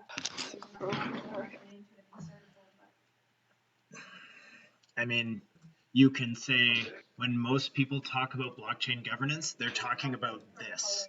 We acknowledge that it's there, but we're talking not just about that, but about this and about this and about this. And that's kind of the importance of the piece, is that it's not just this. Like 99% of blockchain governance conversations focus on proof of stake versus proof of work. Fuck that. We need to talk about smart contract. We need to talk about social governance. We need to talk about all these other things. And that's, I think, the point of this piece, is to say it's not the governance. It's not like proof of work or proof of stake. What's it going to be? It's like, no, there is a massive design space, and this is where the TEC is focusing on exploring. Okay, thanks. I will work it in. Cool.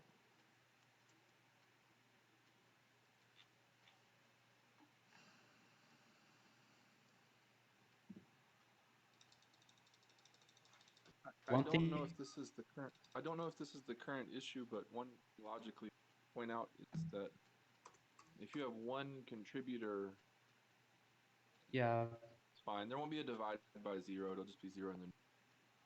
Yeah. Yeah, for some reason it seems that my Python here crashed. Let me see what's happening. Sometimes one thing that I don't like a lot is is that sometimes they crash and you don't know why. So VS Code, I guess I will simply kill the Python here related to VS Code and see what happens. Oops, almost. Let me see now.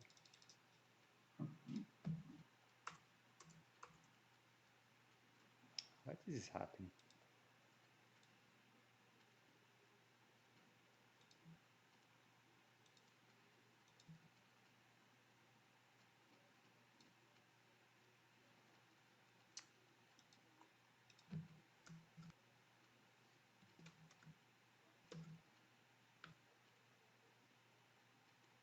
Yeah, I guess that I'm going to need to use the reserve notebook here.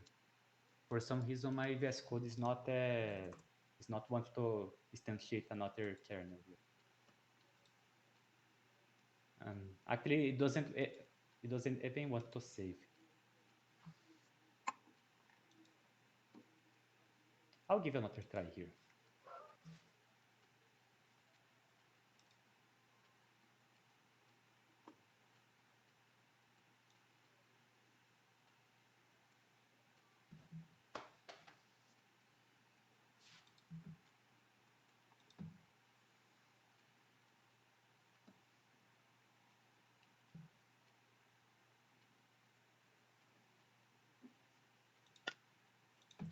Yeah, it worked.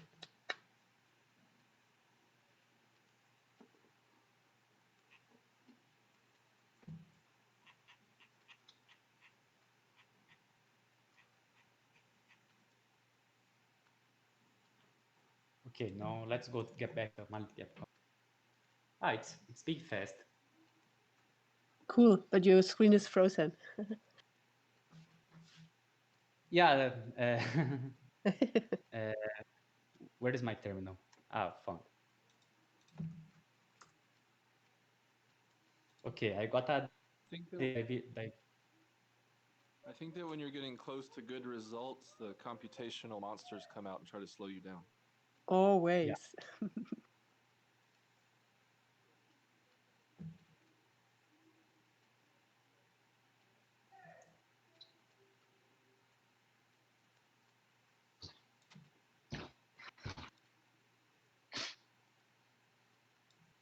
So there was the division by 0. There was a gap that it was equal to 0. And oh no, because there was optimal match equals to 0. So if the real value is 0 and the optimal value is 0, on my opinion, this means that we have a optimality gap of. Wait a minute, maybe I'm doing something wrong.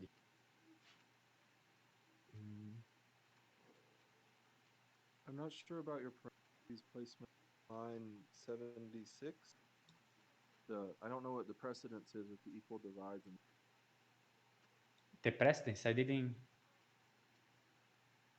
No, the problem is here on the optimal value. So I'll do the following. If optimal value equals 0 and here value equals 0, optimality gap is equal 0. Actually, I'm going to put not a number.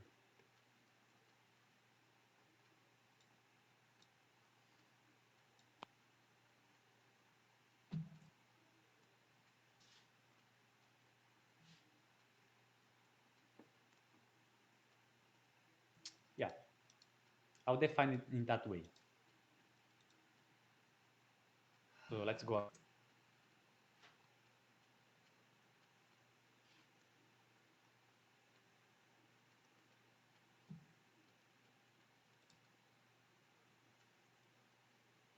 Actually, I had an error here. I'll try again.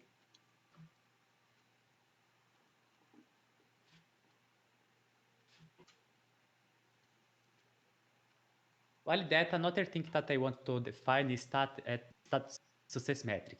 This would be sort of an alternative metric to optimality gap, in the sense that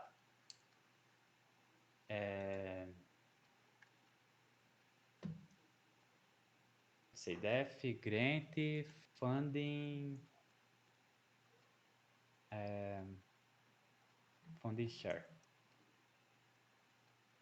The idea here is that, let's say, I'm interested in how much grant is taking of the total match. So in order to do that, we would get the quadratic match. Let me see how I'm defining that. Quadratic match.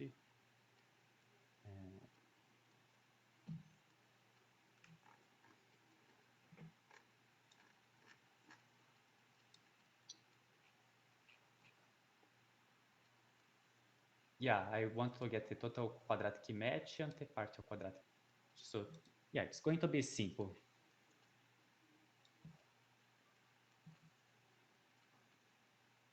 Partial quadratic match, G grant divided by total quadratic match. And G. Did they also, when they say hard governance, are they referring to smart contract changes? Actually, there is a threshold keyword here.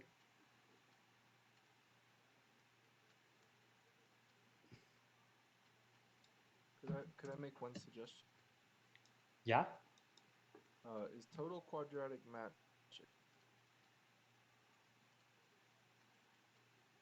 Total quadratic match what? For a fixed G, is total quadratic match of G always going to be the same number? Yeah, total quadratic match is always going to be the same. So yeah, I think there is a more efficient way that it would be do the following.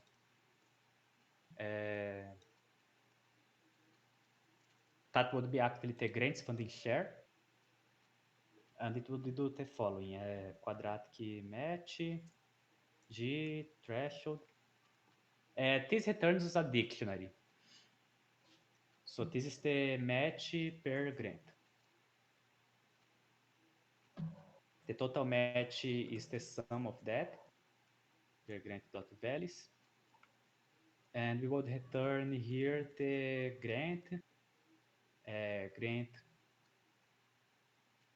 the match per grant, divided by total match. For granting match per grant keys. So what I'm doing here is because that quadratic match here, if we go to the definition of that, it essentially returns, let's say, a dictionary where you have each key is a grant and each quadratic match. So here I get that dict. By taking out the values and take this, we have the total match, and by iterating on each grant, getting the specific match and divide by the total match, we have the share.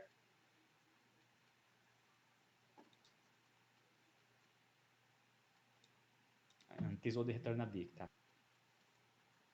Dict stir float.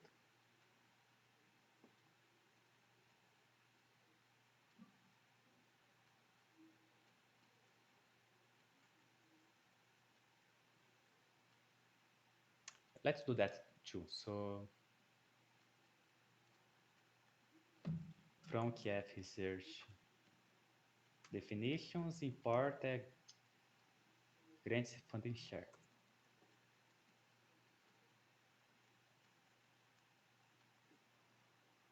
And the funding share would be grants funding share G1.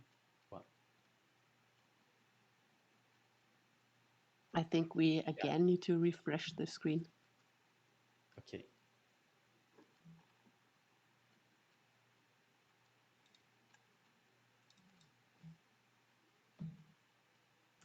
Maybe also, is it possible that after we have finished this part, can we do a brief wrap up? Okay, what have been the steps? What do we have at the moment? And just sure. make sure that everybody is able to follow. Sure. Just let me see a visualization. that, and we could talk a bit.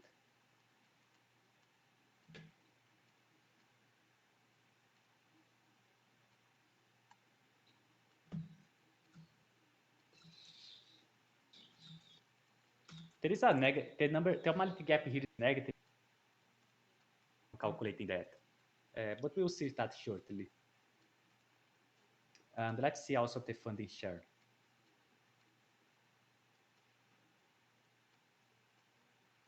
The X histogram, and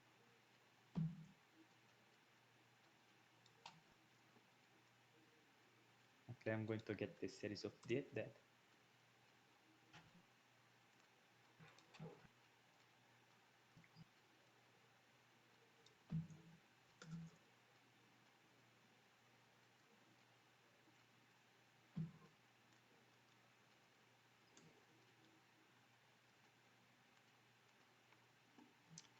Yeah, it was not exactly helpful that. So maybe just one thing here before, I just need to make sense of that, because I mean we're getting negative normality gaps. If they are negative, that means that, where's the definition here? If it's negative, this means that this value here is above 1. If it's above 1, it means that the real value is being larger than the optimal value. Which shouldn't be the case. No, the real value should be lower than the optimal value. Yeah.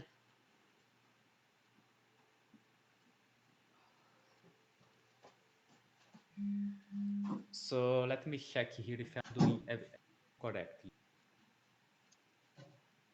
So we have the subgraph here, we have the grants, the users.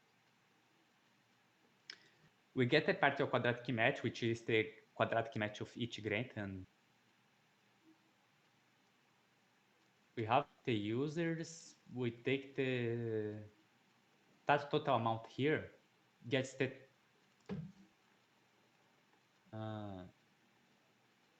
maybe there is a problem here. Yeah, maybe this bug is not right. So I'll do another thing here. Some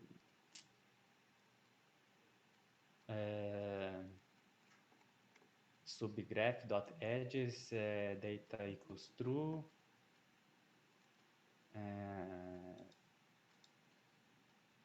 E data in that e amount for actually data. I think this should fix, because I was getting duplicates, so the buttgate was being larger. Let me see if this fixes. I'm just going to get 100 here so that we get it faster. Oops. It was edges. Let me see now. Oh.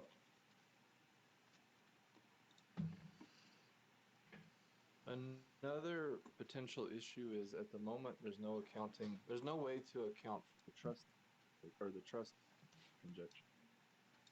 So yeah, but there is a bug on the code.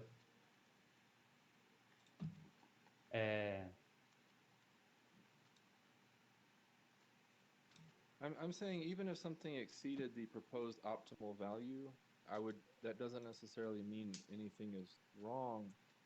It may just mean that the CLR black box relying on trust value and perhaps hand tuning to the Sybil score may be changing things in a way we don't fully understand. Still negative. Yeah, so I mean that's what it's looking at, but it's not. There's a.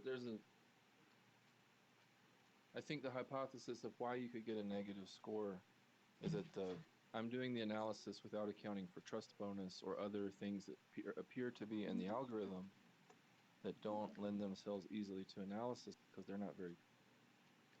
Yeah, I'm thinking here actually, because you're right. For example, the trust bonus is going to increase the Hill1. So if we increase the Hill1, I mean, we can't simply divide one by one.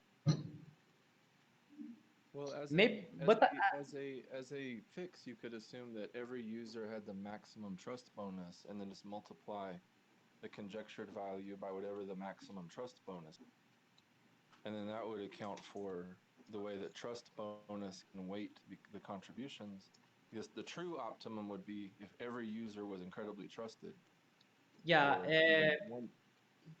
yeah. By the way, I think that we are bonus is one for every on the Hill1. There is already that assumption. Can you say it again? It was a little bit broken, the sound. The Hill value here that gets from the partial quadratic match already assumes a trust bonus of 1. So it's not using is it using a dictionary where all of the trust values are set to 1? Yeah, it's just 1.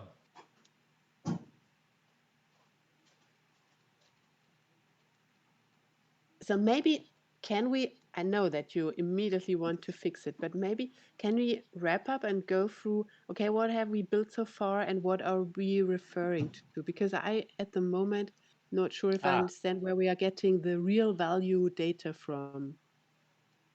Yeah, so let's do a recap then. I'll go here through the notebook because, I mean, this is the front end and we can always refer to the back afterwards. The first thing that we did was to actually look at the data from the rounds 9, and we sort of And now, model. Sorry, Danilo, now your screen is frozen again. Okay. It's really an annoying little thing today. Yeah. So the first thing that we did today was, let's say, we did load the data from rounds 9, and we have a reverse engineering that we didn't need to run the simulation. And the reason for that is exactly because the things that we've wrote on the past sections.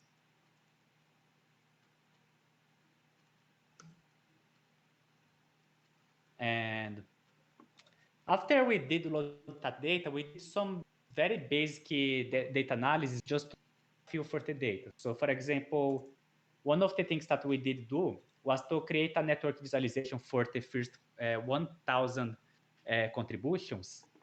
But we didn't go beyond that because, I mean, we have 80,000 contributions, and it's simply been too much for all of you. So we didn't take a look directly into that. And then what we did was to do some exploratory data analysis over some metrics, over some basic variables of the Gitcoin. So for example, let me, I'll put here EDA. So for example, here we had a histogram of the transaction, of the contribution amount. This is a log scale, and it's sort of symmetric, but I mean, I couldn't get too much of that really, except for the fact that we have a very, very large amount of contributions which are very small. Because I mean, 0 is beyond here, and everything that is lower than 0 means less than $1. So if we filter out the contributions that are less than $1, let me get that actually. The F query amount above $1, length of that, divided by the length of the F. So about 58% of all the contributions have more than $1, which means that 42% has less than $1. And we did also we did some analytics about the CB score. So we saw that it was not echo. It's almost like you had two distributions in here. We did also compare the CB score with, for example, with the amounts, and the amounts, the first view that we did take was to compare the CB score with which contribution itself in terms of amount. And the result that we had was that there is no correlation. So there is no, there is no strong evidence for any association. But we get into a different result when we look into a grant level instead of contribution level. So for example, here we have grouped by grants when we took the mean of the amount of the contribution for each grant and the mean CB score for the contributions going to that grant. And there is a negative correlation, which means that grants that have a higher mean contribution, they tend to have lower mean CB scores.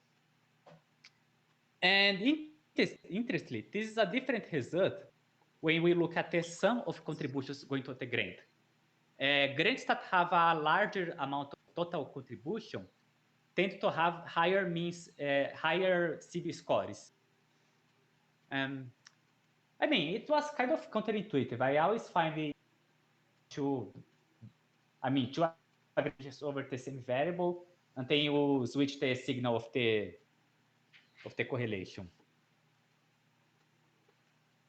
Here I did look also at the standard deviation for the amounts for each grant, but there is no correlation, so there was nothing coming out of that.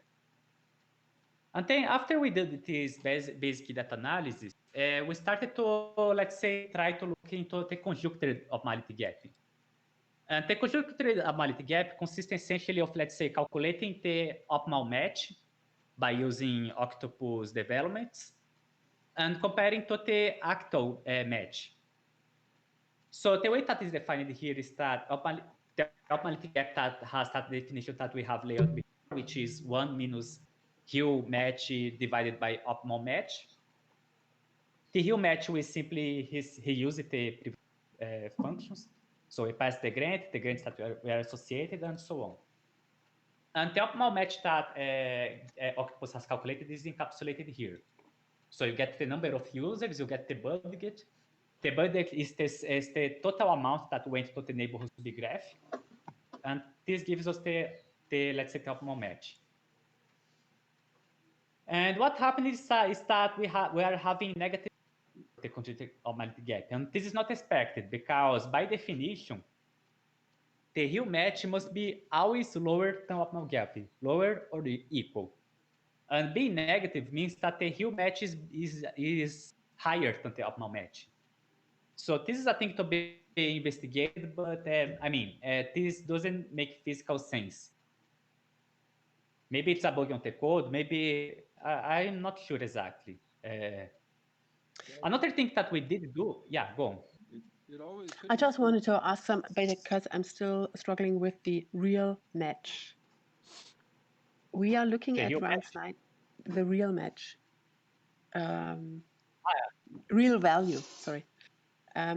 So we are at the moment looking at round 9 data. Yeah. And I'm wondering, is it, I don't have the data set in front of me at the moment. The match, isn't it calculated at the very end of the round only? What happens is that the quadratic match is an algorithm. So, in terms of calculation, you can calculate at any moment. Time. Okay. But the match that we calculated now, it's not going to be the same match of the end of the round because of course, it's a dynamical system. Okay. That was it. Thanks. Yeah, the way that I would put is that, let's say, if the round ends now, that would be the match. If it ends right now.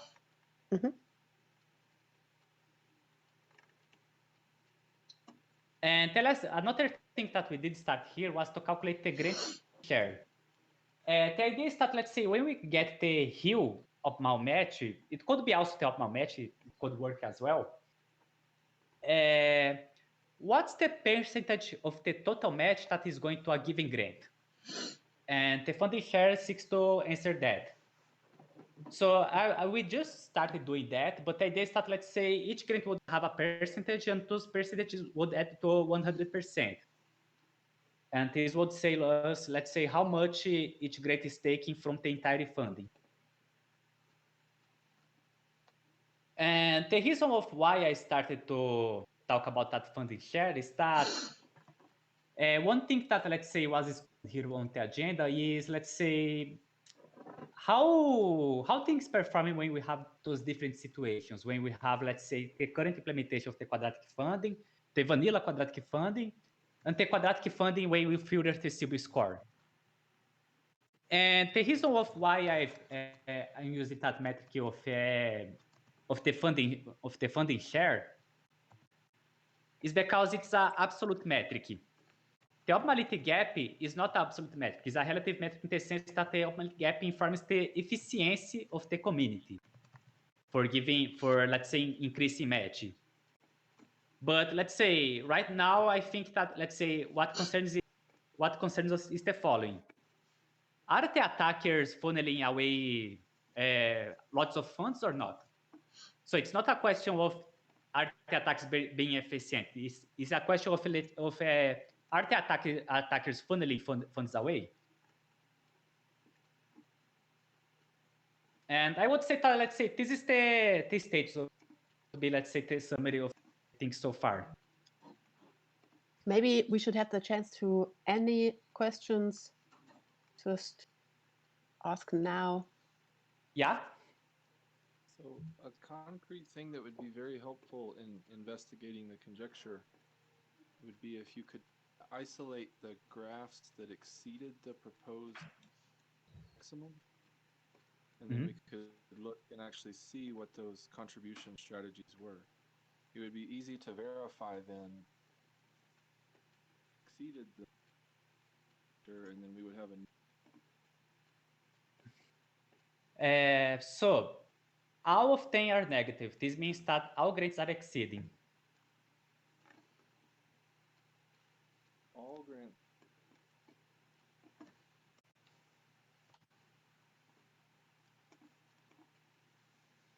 Well, I mean, to investigate further, we could select one graph. One graph with a relatively small number of contributions. Go through and check, what do we get when we calculate the pairwise match? What do we get? Because when two things disagree, there's a reason. Yeah, and it's an opportunity to see where the gap is in the two perspectives. Yeah.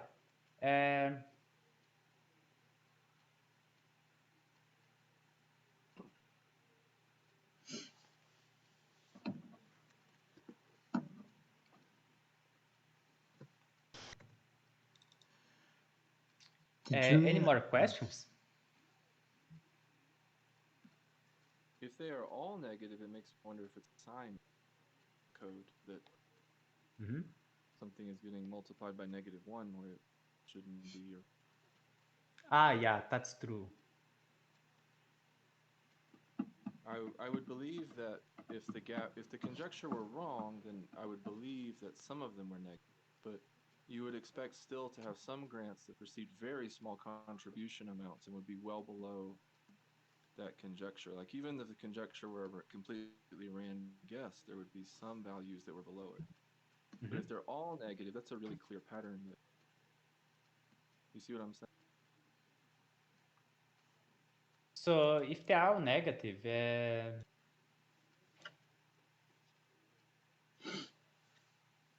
I mean, the conjecture is not negative. So if all of them are negative, every single one proposes the conjecture. But that doesn't make it. It's because the conjectured value is still some kind of bound. And just by random chance, some of the grants will fall below that bound. And you would still expect to see some power. So the conjecture being like completely incorrect would explain a distribution that had positive and negative. It's really hard to square that completely. Yeah. So just to be clear, the optimal value, is being positive. What is negative? Let's say the negative is because of that one minus here, the optimality gap. Screen is frozen. But I'm saying, okay, if you just picked a random number, any random number that had no meaning, and you said this is the maximum we think we can, by random chance, some grants would fall below that, which would Mhm. result in a positive optimality. So if you don't see any positive optimality gap, that is concerning. That says that probably the sign is flipped.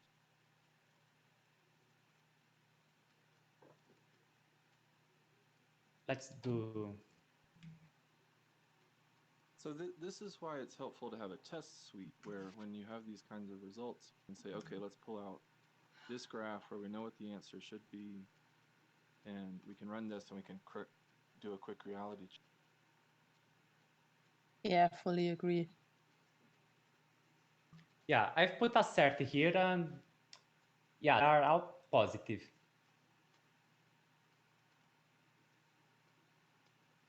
Where it is. Yeah, I've put 2 asserts here, and they are really all positive. But we could do another assert here. If the optimal value is 0, that doesn't assert the optimal value is 0. And they will all be positive if the optimal value is 0. But if you assert the optimal value is a small positive value, or even something like 0.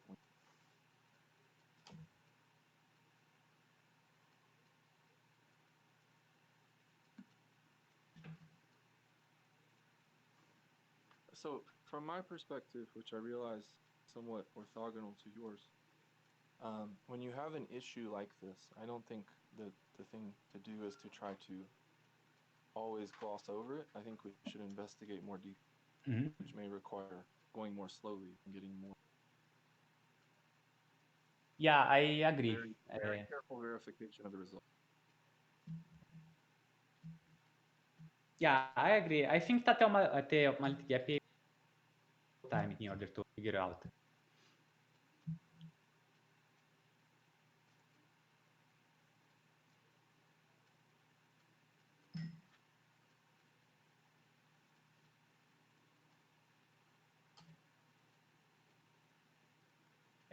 Any more questions, guys?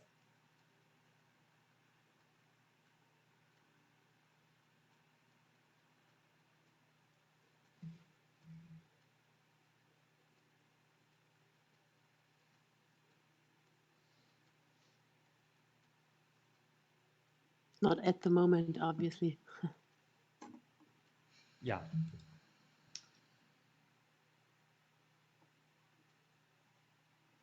So I'm thinking here what we can do is still in 30 minutes here.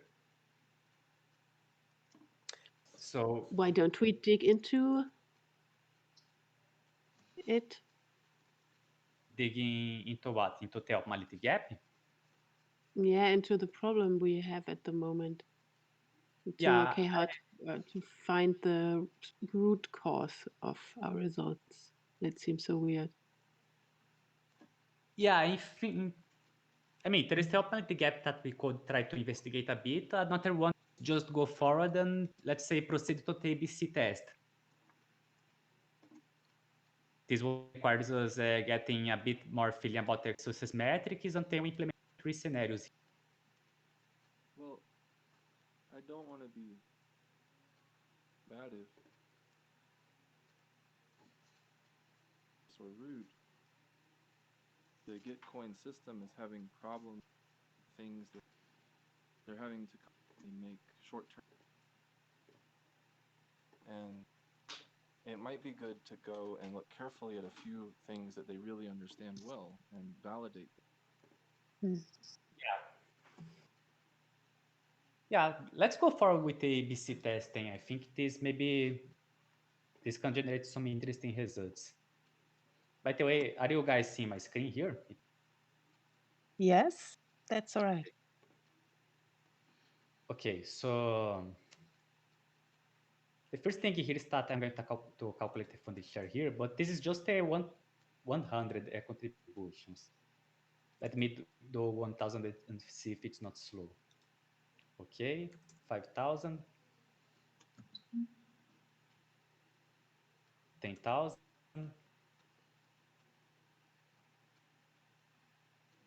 It took 2 seconds, and now 5 seconds. So 5 seconds for 10,000. Let's see now with 20,000. I bet that will take 20 seconds. No, 25 seconds.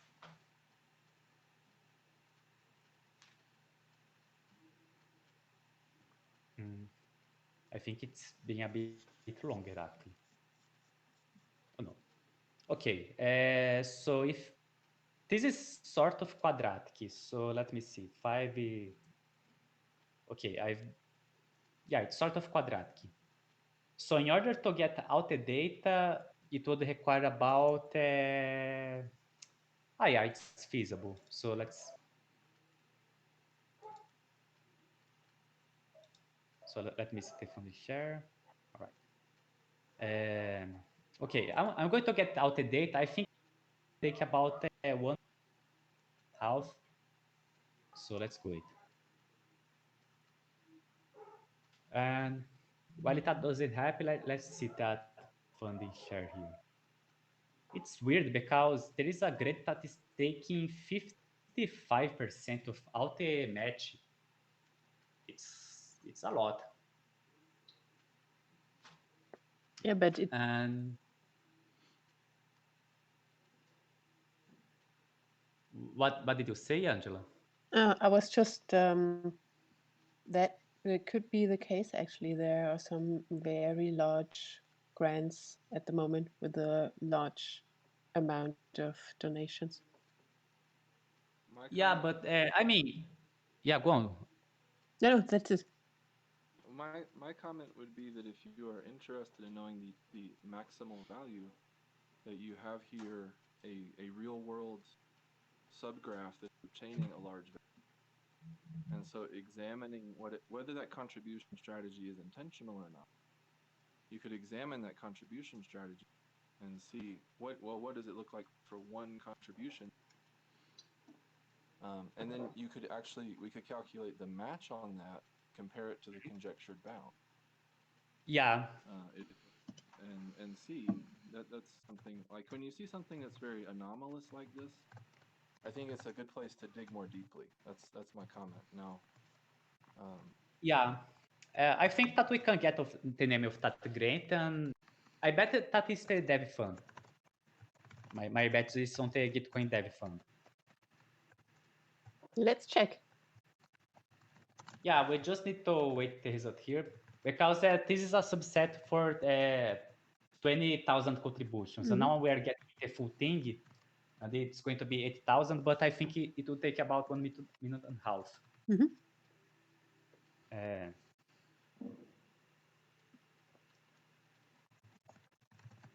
This is all the news, so I'm going to delete here.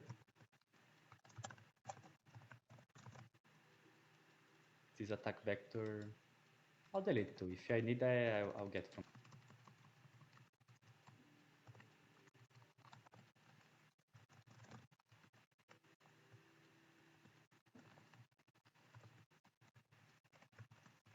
Still running. Anyway, the idea would be that after that, I'm going to create a simple attack vector, and I'm going to insert that inside the graph. And I want to know what's the funding share for that attack vector in 3 different situations. So that's my plan. And while it is don't harm,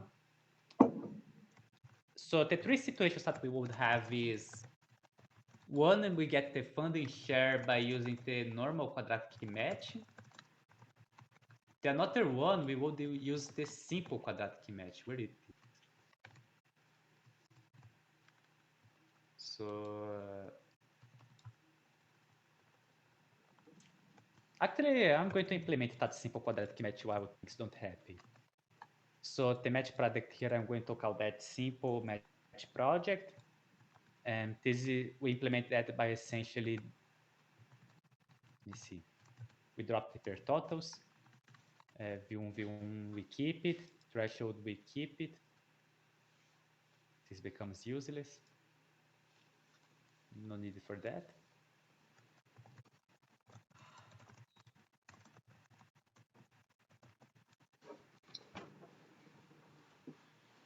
Okay, this is the simple magic project. Now we need the simple quadratic magic. I'm going to put the argument here. Simple, false. And where do I calculate that? Okay. So if is simple is false, that.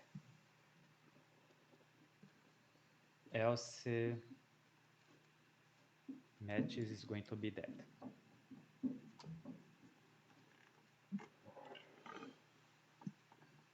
I at the moment can't see your screen. Not sure if it's on my side. Yeah, resetting here again. I'm almost writing a script that resets data every 5 or 10 minutes. Absolutely. That could be a working session topic. If we are fed up with our optimality gap. Yeah. But anyway, I just implemented here a simple match project. So it's essentially the same thing of the quadratic match. I just dropped the pairwise total here and add a flag.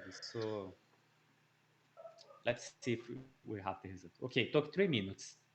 I lost the bet. And we still have someone here with 43% of share. Let's take a look on that guy. Funding share. I think it's the dev fund. Yeah, it's the dev fund. But there are still some extraordinary. Yeah, the second one would be the Ethereum Magis. No, I need to sort that. Yeah. Sort values. Ascending equals false. Okay, Exactly, it's the because yeah. And at the moment, it had 18K donations and 42K estimate matching, which is a huge portion of the overall community allocation. Yeah. And okay. Let me see if I can have more insights about that. One thing that could be interesting is to take the log of the funding We need share recorders here. for sure. Let's see what we have. I can't record these sessions. Like this is so this is the 4 log hours of my share. day just eaten up in recordings. Yeah. And I can't get anything else done while I'm doing this, and it's just a fucking atrocious. What is that? I'm tapped out. Like I can't One thing produce that could be content when I'm interesting running is so to much compare the funding operations. share with Period. the CBIL score. It's always interesting to do that. So funding share. Let me see how I do that. The CBIL score. Oops. Or we need another IV or Zepti. Group That I. can mean solely that's what they do. Yeah. Score. I'm talking to Tam about it on Monday. I mean, if you need it before that. I mean, my day is just totally shot. Like I'm now like Tam wants a call and then another thing and then another thing. It's gonna be 5 o'clock and then I'm going to open up my work. Literally. Like there's no time when I'm running all of these processes manually. It's just like shoot me in the face. I have no other time to do anything. Let me try another trick here. I'm talking to Tamara on Monday about it. You can bring it up Reset there today and index, join. There's reality to it, okay? There's problem and then there's solution. I'm addressing the solution. I have it time boxed for Monday. I'm going to talk to Tamara about hiring 1 or 2. Probably we need 2. We need a distribution social media and we need a part-time IV or Zepti that I'm just doing some data cleaning. I mean, we really. Yeah, didn't work the We need trick. to identify what resources are needed, how many people or part-timers we want to hire, and we need to make this a priority because it's clogging the flow. Yeah. Even for me, I'm realizing like it's taking me the whole day to write. Yeah, maybe it's not worth pursuing that now. I am dropping a lot of other work right now. Like I can't be. So let's try to inject that attack vector and get the funding share of that. So first we need the attack vector. Because the more time I spend, I have to drop all I'm that. going to just get a previous notebook and get one of the attack vectors. There are two possibilities. What do you guys do think it's best? One possibility, we could create an attack vector that is many to one. Let's say 50 contributors donated to just one grant. And another one, we could, let's say, make something like 50 contributors donating to 5 grants, to 5 or 8 just grants. identifying like The many to many. I feel like our distribution Shall we person start with the many to needs to many or the chase many to one? content through our network. Like So the content is there. result that We I need posted in my notebook says it doesn't matter. someone It to should push be it different, out. Like to come to me and say, Jeff, whether it's 50 to 1 or I'm 50. pushing content out. What content can I take from your hopper and No, load it possibly into that's our incorrect. It outgoing could be distribution? different. And then go to people, No, take that's their what I want. content and push it. Like it's the same thing like with the Sardex guys in doing community credits. They have to push credit Yeah. through the Know that network. They 50 go to to the 1 business. produces a They different say, result than 50 what to do you 5. have? Let's get it moving. That's what we need. Yeah, is it someone can to have push content to get it out of this, like all the different places result it you gets mean in clogged, regards like in to Chris's the- backlog. Sure. Yes. It should produce a different result because the many Yes, completely agree. you could capture with the pairwise term. Hmm. And the many-to-many would not be captured. No, because are you summing over 5 grants versus 1 grant? So there are two strategies that we have explored before. The one that are 50 contributors to 5 grants, we are arranging away the contributions so that we minimize the overlap between users. Yeah, we need to talk about it. Oh, I see. So they're not uniform. We just have to. The amount is uniform. Get a priority and get They're clear not on what is uniform. needed Okay, I agree so with we you. can get those resources. And likely I'm going to be the one training them. I Which mean, I don't mind. what- I like.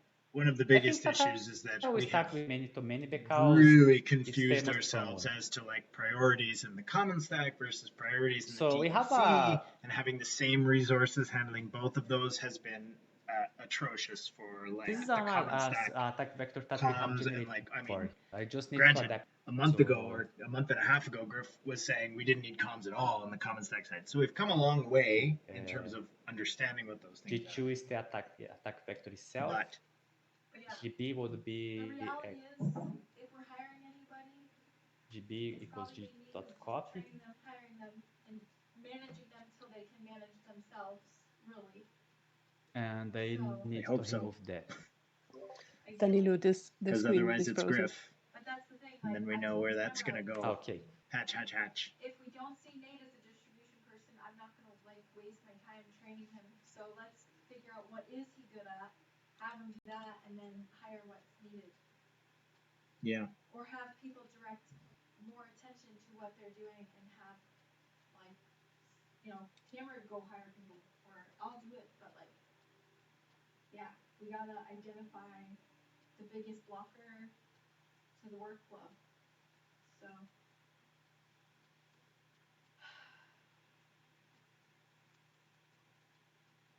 Yeah.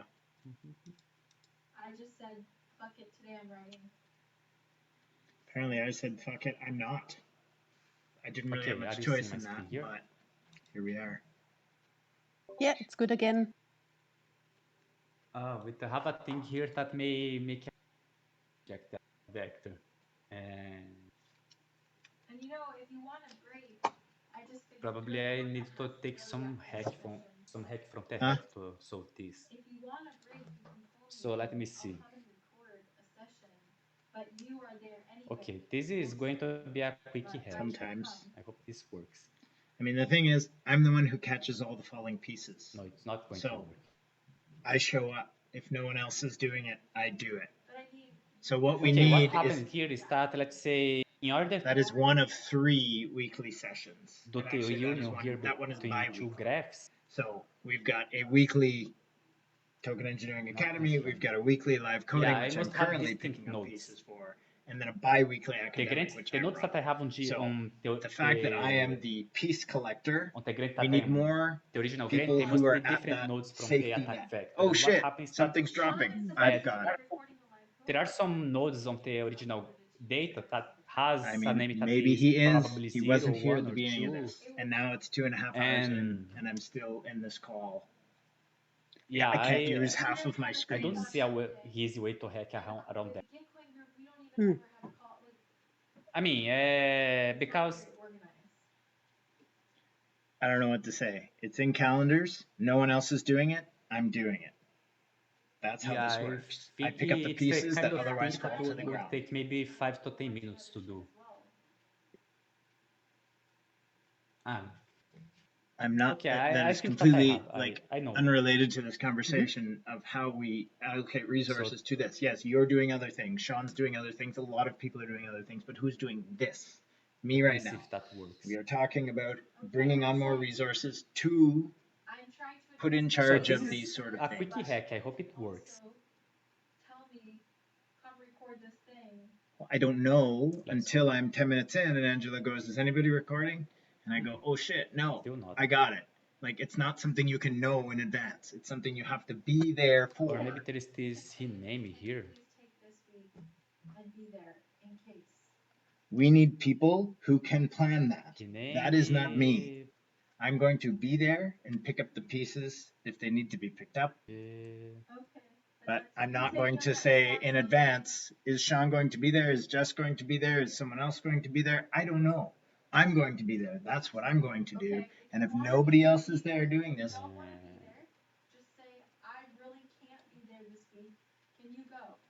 I don't get that here. you're missing my point.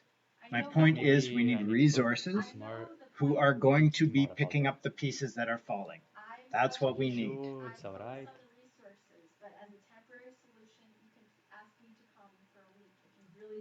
Okay, come this week. Oh, it's 2.5 hours in. Like, I can't do that.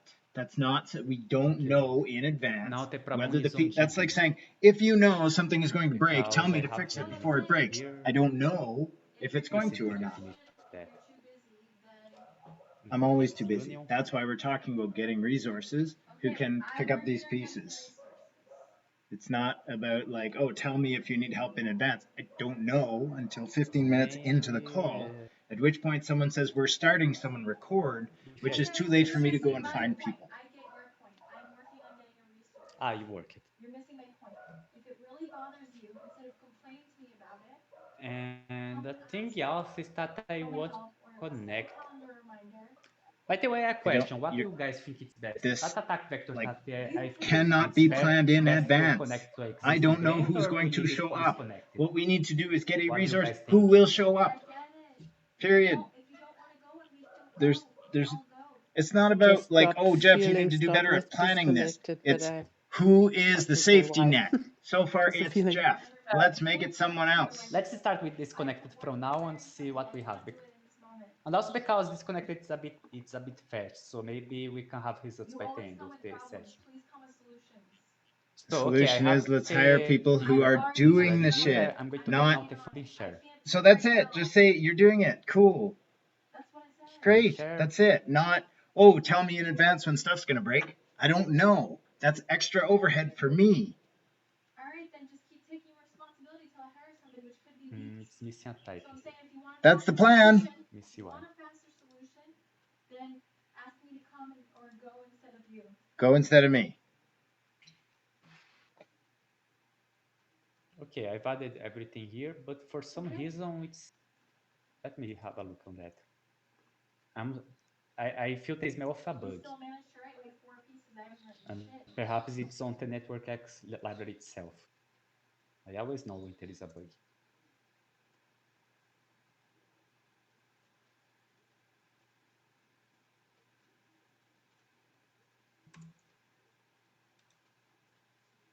Oh yeah, we have a bug.